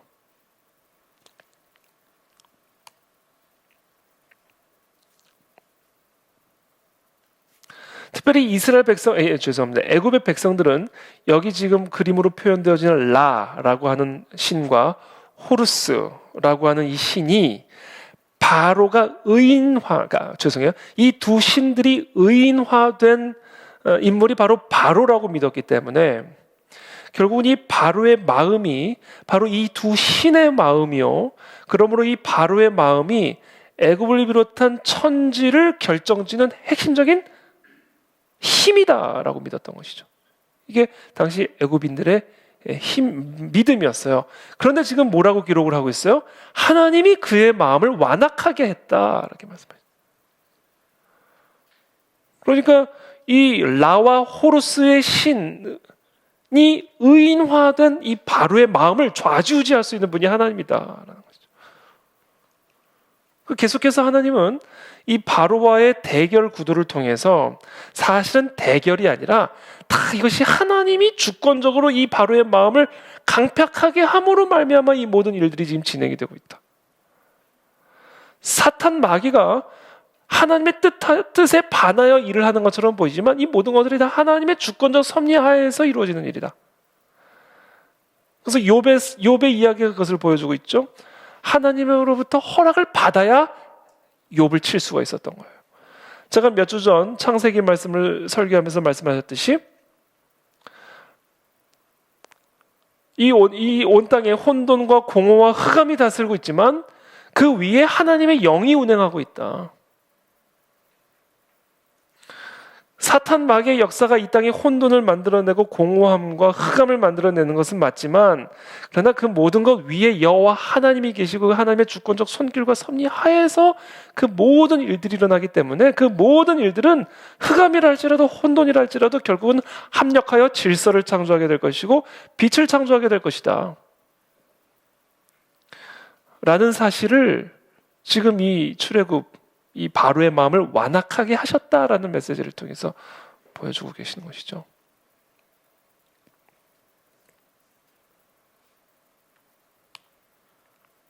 그 잠언에 이런 말씀이 있는 거예요. 왕의 마음이 여호와의 손에 있음이, 왕의 마음이 하나님의 손에 있다. 마치 본물과 같아서 그가 임의로 인도하시는, 왕의 마음을 하나님이 임의대로 움직인다. 애굽의 백성들은 바로의 마음이 신의 마음이라고 믿었는데, 신의 마음이 의인화되었기 때문에 바로의 마음이 곧 세상을 다스리는 힘이라고 믿었는데, 하나님은 바로의 마음을 완악하게 하시기도 하시고 완악하지 않게도 하실 수 있는, 본물처럼 임의대로 인도하실 수 있는 주권자가 바로 여호와 하나님입니다. 하나님이요, 이 땅의 모든 권력자들의 마음을 하나님이 본물처럼 마음대로 임의대로 인도하시는 것을 우리들이 믿으시기를 축복합니다. 저 권력자들의 마음이 이 땅의 역사를 통치하는 게 아니에요. 지금 김정은 들어 누워 있잖아. 서 있는지 엎어져 있는지 모르겠지만 움직이지를 못하고 있잖아요. 살았는지 죽었는지도 모르잖아요. 사람이, 하나님이 세포 하나만 끊으셔도 아무것도 할 수 없는 존재가 돼버린다. 그러므로 우리는 이 세상의 권력자가 이 세상의 역사를 다스리는 것처럼 그렇게 흔들릴 필요가 없다. 이 땅의 역사가 마치 어떤 한 개인의 손아귀에서 좌지우지되는 것처럼 그렇게 불안해할 필요가 없다.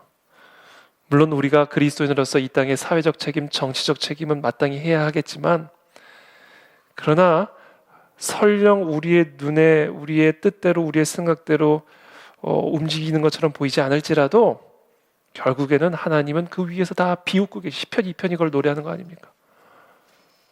그래서 결국은 하나님의 뜻이 이루어지게 될 것을 우리는 믿습니다. 그것을 지금 보여주고 있다는 거죠. 지금 이 출애굽의 메시지가 특별히 하나님이 바로의 마음을 완강하게 하셨다. 바로의 마음이 완강했다, 완악해졌다, 완강해졌다. 이 완강하여라는 이 단어는요, 1차적으로 가장 기본적으로는 어떤 개념을 갖고 있는 단어냐면 무거워지다라는 개념을 갖고 있는 단어예요. 바로의 마음이 무거워지다라는 개념이에요. 완강해졌다라는 얘기는. 그렇죠? 완강해지면 마음이 무거워지니까 우리를 다스리겠죠? 짓누르겠죠?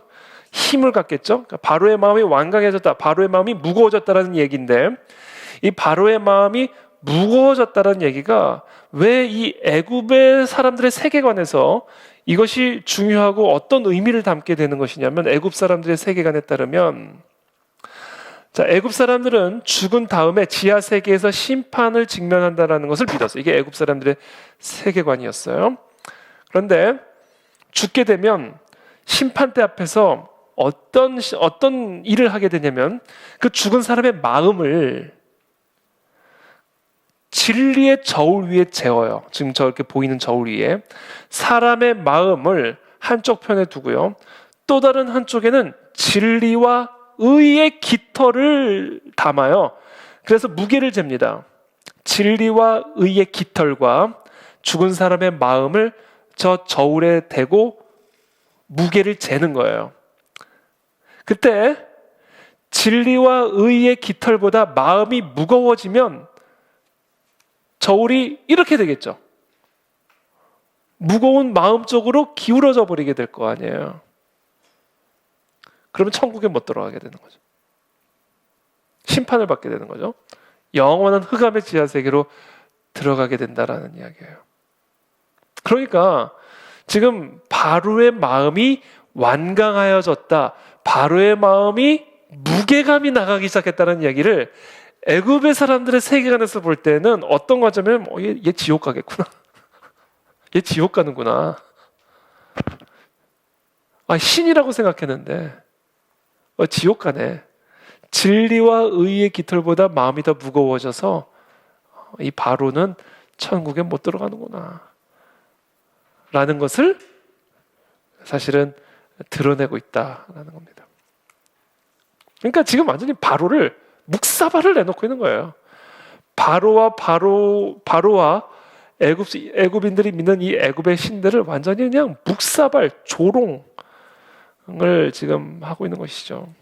그러면서 상대적으로 하나님의 주권과 하나님의 권능이 얼마나 위대한지를 선명하게 드러내고 있는 거예요. 이 바로의 대결이. 이 바로의 대결을요, 대결로 보면 안 돼요. 갖고 노는 것으로 봐야 된다. 갖고 노는. 하나님의 뜻을 이루기 위해서. 그래서 지금 이 땅에 아무리 흑암과 사망의 기운이 강력하게 보일지라도 시편 2편이 명확하게 얘기했잖아요. 하나님이 비우고 계신다. 그것이 바로 이 출애굽의 이 10가지 재앙의 스토리가 우리에게 보여주는 세계관이다. 세계관. 이와 같은 세계관으로 우리의 현실을 보고 이 세상을 보는 하나님의 언약 백성들이 다 되시기를 예수님의 이름으로 축복합니다.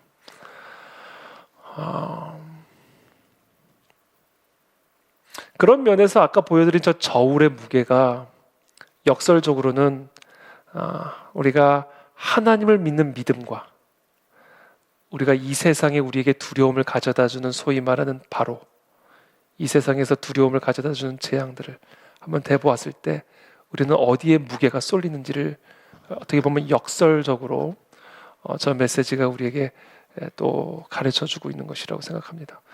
그래서 우리의 믿음의 무게가 어디에 기울어져 있는지를 한번 이 밤에 한번 점검해 보게 되기를 바라고요.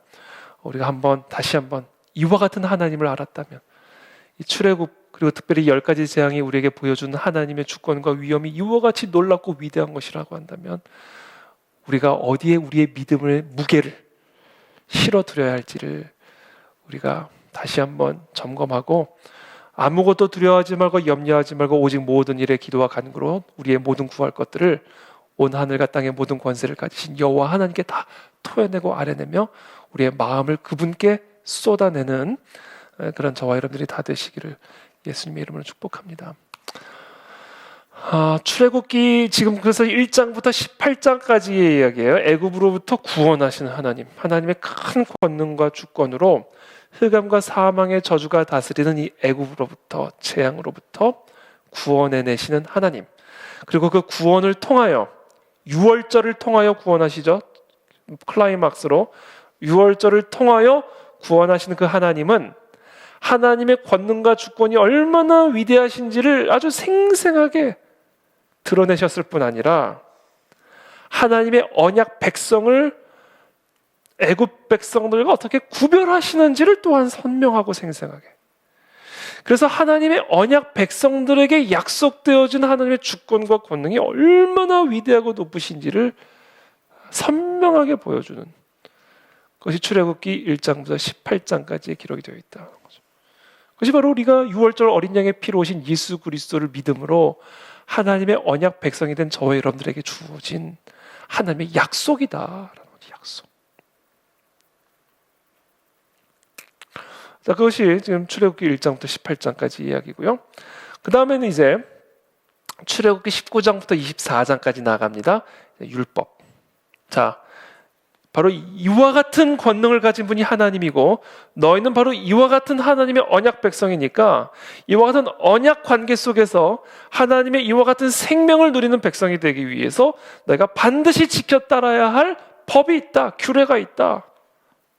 하나님의 백성은 하나님의 이와 같은 규례를 지켜 행하는 자들이다 라며 출애굽한 이스라엘 백성들을 시내산으로 데려가셔서 이와 같은 율법을 부여하시는 내용이 기록되어 있는 장이 이어지는 거죠. 그래서 그것이 출애굽기 19장부터 24장까지 그것이 기록이 되어 있는 겁니다. 출애굽기 19장부터 24장까지 조금 더 구체적으로 보면 19장부터 20장까지는 도덕법, 특별히 10계명입니다. 그 다음에 사회법, 의식법 이렇게 나오죠. 먼저 좀 간략하게 말씀을 드리면 도덕법은 10계명이에요. 10계명은요 영원불변합니다. 10계명은 영원불변해요. 그러나 사회법은 그 10계명을 토대로 사회적으로 적용된 법이에요. 그러므로 이 사회법은 사회에 따라 달라질 수가 있다. 그렇죠? 보상의 방식이 달라지죠. 옛날에는 예컨대 소를 죽였다. 그러면 그 소에 대해서 몇 배로 배상하라. 이제 우리는 화폐가 있고 다양한 배상법들이 만들어지게 되는 것이죠. 그래서 정신과 원리는 동일해요. 10계명. 그러나 그 십계명의 원리를 토대로 한 사회법은 모양과 그 어떤 상세한 면에서 달라진다. 사회적 상황과 환경에 따라 그것은 다른 모습을 가질 수밖에 없게 된다라는 것이죠.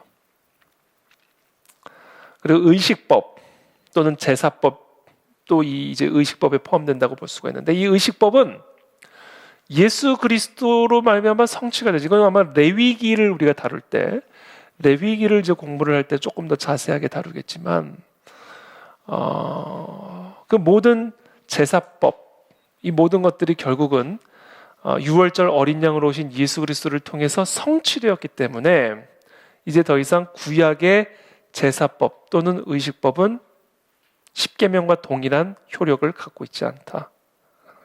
왜냐하면 의식법은, 제사법은 예수 그리스도를 통해서 성취가 됐기 때문에. 자, 율법입니다. 출애굽기 19장부터 24장까지 율법에 대한 이야기인데, 모세가 하나님 앞에 올라가니 여호와께서 산에서 그를 불러 말씀하시되, 너는 이같이 야곱의 집에 말하고 이스라엘 자손들에게 말하라. 내가 애굽 사람에게 어떻게 행하였음과 내가 어떻게 독수리 날개로 너희를 업어 내게로 인도했음을 너희가 보았느니라. 자, 내 권능을 받지. 그죠?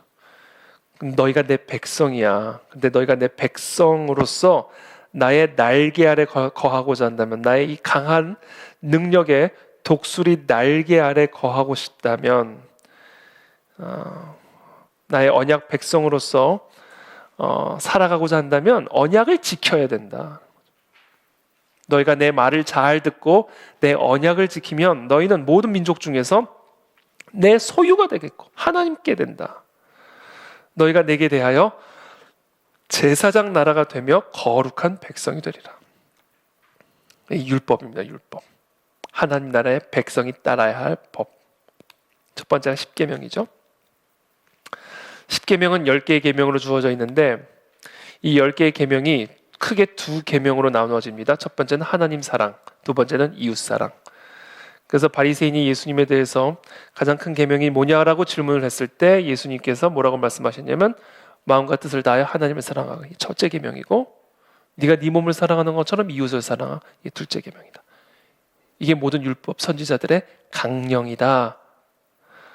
모든 율법들은 바로 그 하나님 사랑, 이웃 사랑에서부터 흘러나오는 것이다 라고 말씀을 하시죠.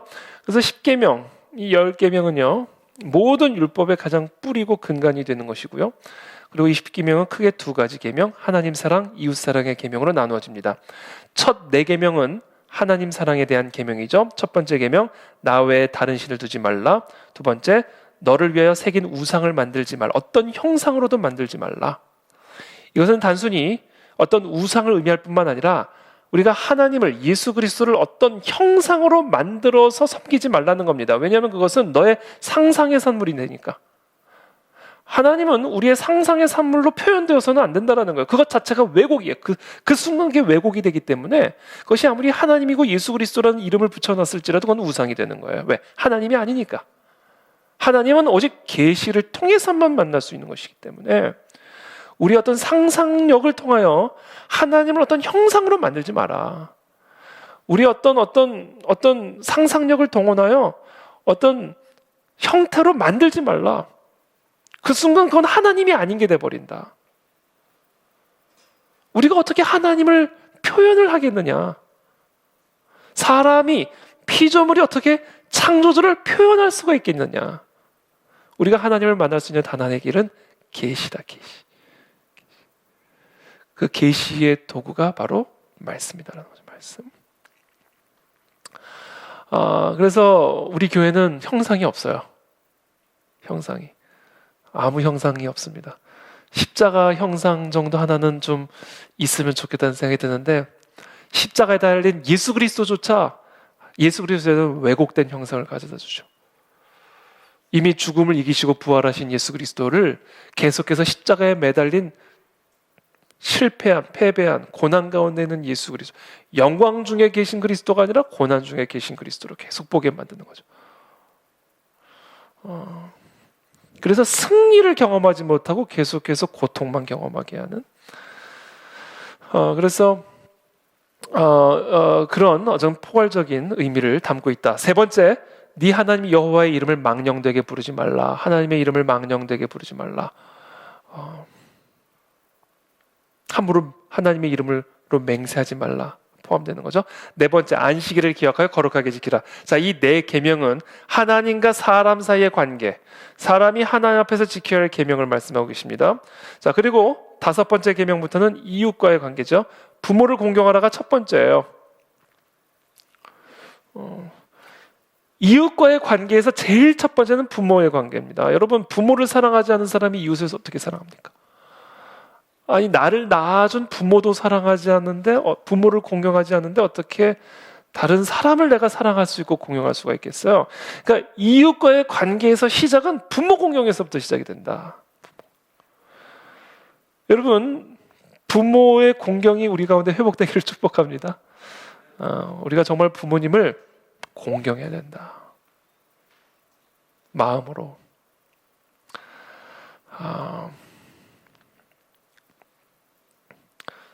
확실히 이 부모 공경은 나이가 들어야 되는 것 같아요.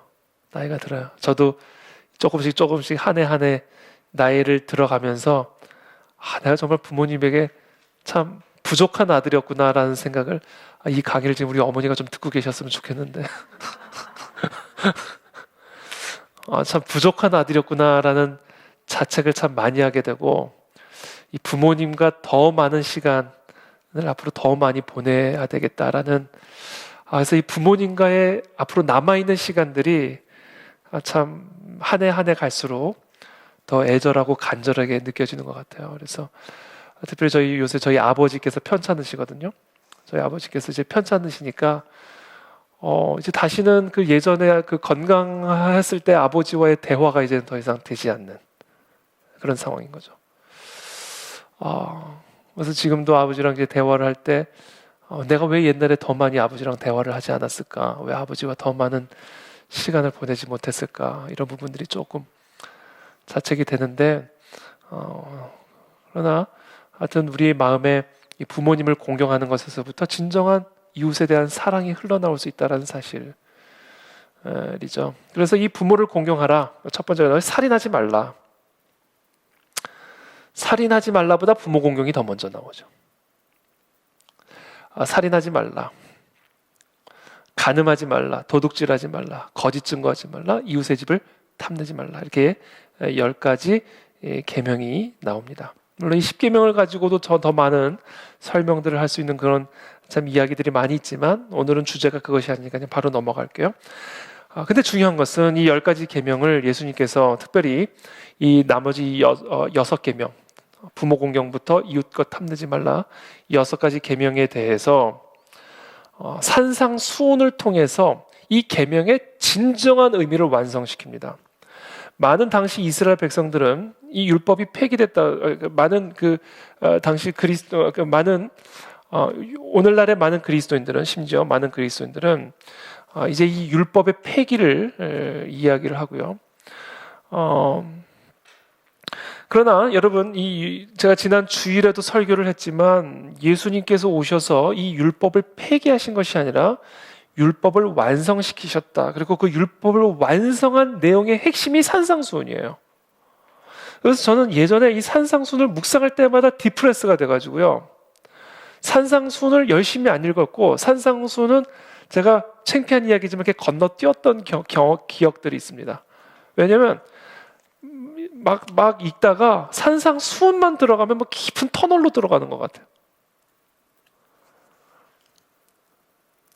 근데 그게 산상수훈의 목적이라는 사실을 우리가 알아야 된다는 거죠. 하나님이 우리에게 바라는 기준은 바로 그와 같은 기준이다. 그래서 살인하지 말라? 그래, 사람 안 죽였다고 살인 안 저지른 게 아니야. 형제에게 미련한 자, 나가라는 자 욕하면 그게 살인이야. 그게 이 율법의 진정한 의미야 라고 율법을 완성시키죠. 그러니까 우리가 정말 이 10계명을 지키는 언약 백성이 된다면요, 우리의 형제들에게 함부로 미련한 자 욕하면 안 된다. 이건 살인이다, 살인. 언약 백성의 그 언약을 파기하는 일이다. 그래서 제가 지난주에도 설교한 것처럼 우리가 힘을 써서 이 언약을 지켜야 된다. 완벽하지는 못하지만 그러나 그럼에도 불구하고 진보가 일어나야 된다. 10번 욕하던 거 5번으로 줄이는 일들이 일어나야 되고 5번 욕하던 거 1번으로 줄이는 일들이 정말로 우리 안에서 일어나야만 우리가 진정한 언약 백성이고, 그런 진보가 일어나야만 진짜 우리 안에 그리스도의 생명이 들어가 있는 거다.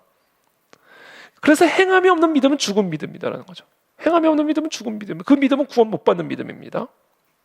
그러니까 우리의 삶 안에서 이와 같은 율법을 행하는 일에 있어서의 진보가 일어나지 않으면 완벽할 수는 없어요. 그러나 성장이 일어나고 성숙이 일어나고 진보가 일어나지 않으면 정말 내 안에 그리스도의 생명이 있는가를 심각하게 점검해야 된다. 왜? 행함이 없으면 그 믿음은 죽은 믿음이고 그 죽은 믿음은 우리를 구원할 수 없는 믿음이기 때문에. 그래서 여러분 율법을 회복시켜야 돼요, 이 시대에 우리가. 그래서 제가 지난주에 조금은 좀 심하게 표현한 거예요. 율법을 폐기하자는 움직이는 이거는 이단적인 가르침이다. 왜? 율법을 폐기한다는 것은 결국은 그 율법으로 말미암아 드러나는 죄를 폐기하는 것이기 때문에, 죄를 폐기하는 것은 그 죄 때문에 죽으신 그리스도의 보혈을 폐기하는 일이기 때문에 결국은 율법을 폐기하는 것은 그건 이단적 가르침이다. 그래서 예수님은 율법을 폐기하기 위해서 오신 것이 아니라 완성하러 오셨기 때문에, 그리고 바로 그 예수 그리스도의 삶이 하나님의 언약 백성이 추구해야 하는 유일한 기준이고 목표이기 때문에 정말 우리 안에 그리스도가 계신다면 우리 안에 그 삶을 향한 진보가 나타나 보여져야 된다. 그래서 우리 안에 그것을 정말로 진지하게 점검해야 되겠다라는 겁니다. 그래서 제가 지난주에 설교하거든요. 제가 얼마나 막 눌리는지 막 눌렸어요. 너무 눌렸어요. 왠지 모르게 눌렸어요. 왜냐하면 이것이 오늘날 이 시대의 메시지하고는 반대되는 메시지거든요. 어찌 보면 많은 사람들을 다스리고 있는 메시지하고는 완전히 상반된 메시지. 그걸 깨야 된다는 거예요. 완전히 깨부셔야 된다는 거죠. 지금 어떤 면에서 우리 많은 그리스도인들은 스스로를 구원받은 자라고 이미 자평하고 있을지 모르죠. 이게 지금 이 시대를 다스리고 있는 강력한 소위 말하는 영성이기 때문에 이 영성이 산산조각 나버려야 된다. 마치 두 돌판을 깨트린 것처럼 지금 우리 안에 견고하게 들어가 있는 이 잘못된 헛된 죽은 믿음이 완전히 산산조각 나고 나야 거기서부터 정말 살아있는 믿음이 싹을 틀 수가 있기 때문에 여러분, 그래서 우리가 우리 자신과도 싸워야 되고요. 또 이 땅에 이와 같은 왜곡되고 잘못된 믿음과도 우리가 싸워야 된다.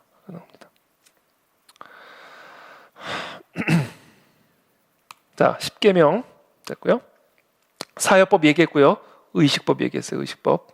이건 이제 레위기 할 때 조금 더 이 율법에 대한 이야기는 조금 더 자세하게 이야기 나누는 것으로 하고요. 일단 여기는 출애굽기 안에서 이 정도의 구조가 있다 정도만 짚고 넘어가겠습니다. 자, 그리고 이제 마지막입니다. 25장에서 40장까지가 성막이에요. 성막.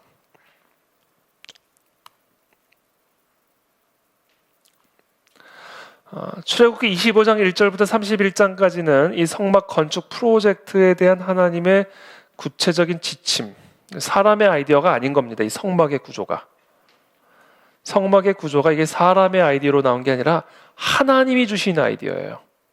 그러므로 이 성막 안에는 하나님이 우리에게 주고자 하시는 메시지가 있어요. 이게 단순한 건축이 아니에요. 이 안에 영적 메시지가 담겨져 있다. 출애굽기 35장부터 40장까지는 이스라엘 민족들이 복종하여 성막을 만드는 것을 이제 들려주고 있습니다. 자, 그래서 이 성막이 담겨져 있는 것이고요. 그러니까 성막 건축에 대한 이야기가 출애굽기 25장에서부터 40장까지가 이제 나와 있고요. 자, 마지막으로 이제 메시지 신학이 있는데 그게 뭐냐면 이제 금송아지 사건입니다. 금송아지 사건. 출애굽기 32장에 기록이 되어 있습니다. 출애굽기 32장에 기록이 되어 있는데, 네. 금송아지 사건은 이제 우리가 잘 알다시피 아론이 모세가 이제 시내산에 올라가 있는 동안 이제 늦게 내려오니까 이스라엘 백성들이 우리를 위해서 신의 형상을 만들어 달라고 요청을 하죠. 그래서 아론이 그 신의 형상을 만들어 줍니다. 황소상으로 만들어요. 금송아지로 만들어지죠. 그러니까 한순간 하나님이 송아지 형상이 돼버린 거예요.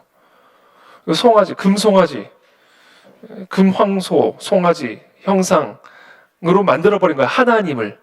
왜냐하면 송아지는 이제 풍요의 신, 당시 풍요의 신, 또 힘을 상징하는, 능력을 상징하는 그런 어떤 상이기 때문에 하나님을 금송아지로 표현하는 순간 하나님이 금송아지가 되고 송아지가 하나님이 돼버리는 거죠. 자, 그래서 그 10계명, 2계명에 말씀하신 내용이라는 거예요. 자, 근데 이제 아론이 이렇게 얘기하죠. 이스라엘아, 이는 너희를 애굽 땅에서 인도하여 낸 너희의 신이로다 하는지라.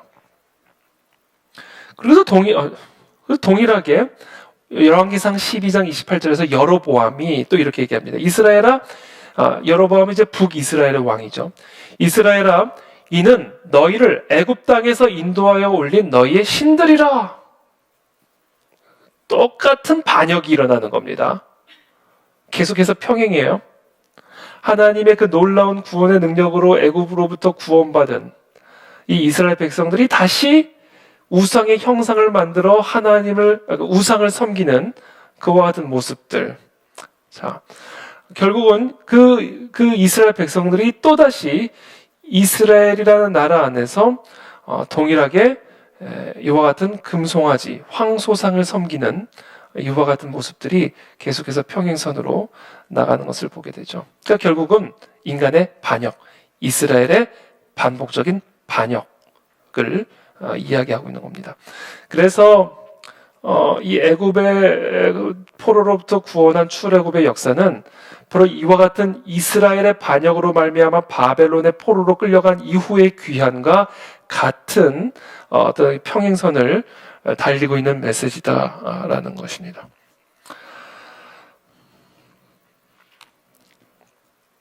그래서 오늘 이 메시지를 이제 마무리를 지으면요, 오늘 이제 강의를 마무리를 지으면 결국 출애굽기 안에도 이 창조, 타락, 구속의 메시지, 출애굽기 안에, 출애굽이라고 하는 역사적 사건 안에도 이와 같은 메시지가 담겨 있을 뿐 아니라 출애굽이라고 하는 이 역사적 사건은 장차 우리에게 임하게 될 예수 그리스도의 구원의 역사를 예표하고 있는 그와 같은 사건이다. 그래서 우리는 이 출애굽기의 관점으로 예수 그리스도의 탄생과 죽음과 구속의 사역을 볼 수 있는 관점을 가질 수가 있게 된다. 그리고 더 나아가 이 세상에서 벌어지고 있는 영적 전쟁, 앞으로 이루어지게 될 종말의 사건들, 그리고 앞으로 이루어지게 될 새하늘과 새 땅의 역사들을 우리는 이 출애굽기에 기록된 사건을 통해서 볼 수 있게 된다라는 것을 제가 오늘 강의를 했습니다. 그래서 오늘 마지막으로 이 출애굽기와 예수 그리스도의 연결고리를 마지막으로 정리를 하면, 자, 출애굽기는 하나님이 이스라엘을 애굽에서 구해내시는 에피소드를 서술하고 있다. 그렇죠? 이 역사적 사건을 기록하고 있는 역사적 기록입니다. 그러나 그 출애굽기는 그 자체적으로도 너무나 기념비적인 역사적인 사건이지만 이 출애굽기가 더 위대하고 중요한 이유는 이 바로 출애굽의 이 역사적 역사가 예수 그리스도의 구원 사역의 전조가 되기 때문에 더욱 위대한 사건이 된다라는 겁니다.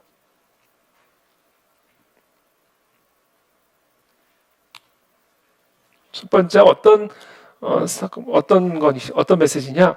그리스도는 자신의 피를 흘려 죽음과 흑암에서 자기 백성을 구해내시는 궁극적인 유월절 양이시다. 이것이 출애굽의 클라이막스인 유월절 사건의 메시지다라는 것이죠. 그래서 아까도 읽었지만 고린도전서 5장 7절 우리의 유월절 양 곧 그리스도께서 희생되셨다. 두 번째, 출애굽기 25장에서 40장에 건설된 성막은 그리스도의 전조다. 사실 이제 옆에 저 공란에 사실은 성막의 그림이 있어야 되는데 여기 지금 생략이 되어 있는 겁니다. 성막, 말씀이 육신이 되어 우리 가운데 거하심에, 우리 가운데 거하심에, 이게요 사실은 예수 그리스도의 임재를 의미하는 겁니다. 말씀이 육신이 되어 우리 가운데 성막으로 거하심에 라는 의미를 담고 있는 것이죠. 성막으로 거하심에, 우리 가운데 거하심에가 우리 가운데 성막으로 거하심에 라는 의미를 담고 있는 말씀이다라는 거예요. 그래서 하나님의 말씀이 육신이 되어서 성막으로 우리와 함께 하시는 임마누엘의 하나님이시다. 임마누엘의 하나님. 그래서 마태복음에 이름을 예수라 하라. 임마누엘의 하나님, 우리와 함께 하시는 하나님이다라고 이야기를 하시죠. 그분이 바로 예수 그리스도다. 그래서 마치 하나님의 언약 백성 가운데 성막을 두심으로써 하나님의 임재가 이스라엘 백성들 가운데 함께 하셨고 이스라엘 백성들과 함께 운행하였듯이 이제 그 하나님의 임재가 육신이 되어서 우리 가운데 성막으로 오셨다. 그분이 바로 임마누엘 예수 그리스도이시다 라는 것을 우리에게 보여주고 예표하고 있는 것이 바로 성막이다 라는 겁니다. 그래서 오늘 강의를 제 준비된 강의는 이것으로 마치고요. 그래서 오늘 저는 특별히 그래서 오늘 핵심적인 이 출애굽기의 메시지를 이제 정리를 한다면 이제 이렇게 정리를 하고 있습니다. 하나님의 전능하신 구원의 권능, 능력 1장부터 18장까지 이야기고요. 19장부터 24장까지는 그 하나님의 능력으로 말미암아 구원받은 백성들의 언약, 그리고 그 언약 백성들과 함께 하시는 하나님의 임재, 이것이 이 출애굽기가 우리에게 가르쳐주고 있는 메시지입니다. 그래서 오늘 이 메시지를 결론적으로 이제 결론을 맺는다고 한다면, 그러므로 우리가 이 땅에서 하나님의 권능을 누리고자 한다면, 하나님의 능력을 누리는 하나님의 언약 백성이 되고자 한다면 하나님의 언약을 지켜 행하는 사람들이 되어야 된다는 거예요. 이거는 정말 우리가 땀을 흘리고 피를 흘리면서 하나님의 언약을 지키기 위해서 애를 써야만 한다라는 것을 가르쳐 줍니다. 그래야만 우리는 출애굽의 역사를 통해서 보여주신 그 하나님의 권능, 애굽의 백성들로부터 구별하시는 하나님의 언약 백성의 특권을 누릴 수가 있게 된다는 거예요. 그게 요새 우리가 큐티 말씀을 통해서 계속해서 묵상하게 되는 말씀입니다. 오늘도 오늘 본문도 마찬가지 신명기 말씀. 신명기 말씀이 이거예요. 오늘 본문 그대로 읽어드릴게요. 오늘 큐티 본문 말씀입니다. 내가 오늘 너희에게 명하는 내 명령을 너희가 만일 청종하고 너희의 하나님 여호와를 사랑하여 마음을 다하고 뜻을 다하여 섬기면, 그리하면 여호와께서 너희의 땅에 이른비 늦은비 곡식과 포도주와 기름을 부어주실 것이다. 그러니까 여러분, 우리의 삶에서요 실질적으로 먹는 곡식이 풍요롭고 포도주와 기름, 이른비와 늦은비를 경험하는 사람들이 따로 있어요. 모든 사람에게 그게 주어진 게 아니라 하나님의 언약 백성답게 언약을 지켜 행하는 일에 힘을 쓰는 자들의 가정과 기업에, 나라에 이와 같은 복이 주어진다라는 겁니다. 그와 같은 사람들이, 그와 같은 교회가, 그와 같은 가정이, 그와 같은 나라가 출애굽에서 이스라엘 백성들을 구원해내신 그 하나님의 주권적인 권능을 경험할 수가 있게 된다. 그래서 여러분, 신명기, 요새 우리가 지난 한 달 동안 신명기를 쭉 묵상했지만 정말 신명기를 매일 묵상을 하지만 매일 똑같은 말씀이에요. 하나님의 말씀을 지켜 행해야 복을 받는다. 그래서 우리 그리스도인들은요, 어떤 면에서 좀 율법적이 될 필요가 있어요. 좀 율법적이 될 필요가 있습니다. 우리가 너무 은혜만을 강조하다가 행위 없는 은혜를 얘기하게 되면서 결국 복을 다 놓쳐버리게 되었다. 그래서 우리가 어떤 면에서는 우리 그리스도인들이 좀 율법적이 될 필요가 있고, 어떤 면에서 좀 율법적으로 율법을 강조하고 지켜 행할 필요가 있습니다. 왜냐하면 우리는 언약 백성이기 때문에 그래요. 그리고 언약 백성에게는 요구되어지는 율법이 있기 때문에 그래요. 율법이 우리를 구원할 수는 없지만 구원받은 사람은 율법을 지키게 되어 있고 지켜 행하게 되어 있기 때문에 그래요. 그리고 그와 같은 자에게 하나님은 하나님의 주권적 권능을 약속하고 계시는 거예요. 그러므로 여러분 지금 이 시간 이른 비가 필요하신 분이 계세요? 늦은 비가 필요하신 분이 계십니까? 곡식이 필요하고 포도주가 필요하고 기름이 필요하고, 그러면 지금 당장 가셔서 율법을 행하시기를 축복합니다. 이것이 출애굽기가 우리에게 주시는 메시지입니다. 그와 같은 우리 성도들과 교회와 우리 모든 그리스도인들이 되시기를 예수님의 이름으로 축복합니다. 우리 시간 함께 기도하며 나갑니다. 하나님, 하나님의 주권적 복을 누리는 그 비결, 바로 하나님의 언약 백성답게 그 언약을 지켜 행하는 것임을 우리가 다시 한번 오늘 이 시간 듣습니다. 하나님, 우리의 삶에 이 언약을 지켜 행하는 일에 있어서 성장과 성숙이 이루어져 나가게 되기를 원합니다. 성품의 성숙, 인격의 성숙, 삶의 성숙들이 일어나 하나님의 언약 백성에게 약속된 놀라운 축복을 누리는 우리 모두가 될 수 있게 도와주시옵소서. 특별히 오늘 우리에게 말씀하시는 명령이 무엇입니까? 우리가 지켜 행해야 할 율법이 무엇입니까? 우리가 지키지 않고 있는 십계명이 무엇입니까? 우리가 지금 소홀히 여기고 있는 산상수훈이 무엇입니까? 예수 그리스도의 형상과 비교해 보았을 때 지금 우리는 어떤 모습을 보이고 있습니까? 주님, 그것들을 날마다 거울에 비추어 보며 우리의 삶을 변화시키고 우리의 몸을 쳐서 그 율법에 복종시킴으로 언약 백성에게 약속된 그 놀라운 복을 누리는, 가정이 복을 받고 기업이 복을 받고 교회가 복을 받고 나라가 복을 받는 그와 같은 복을 우리 모두에게 허락하여 주시옵소서. 함께 이 시간 기도하며 나가겠습니다. 기도합니다.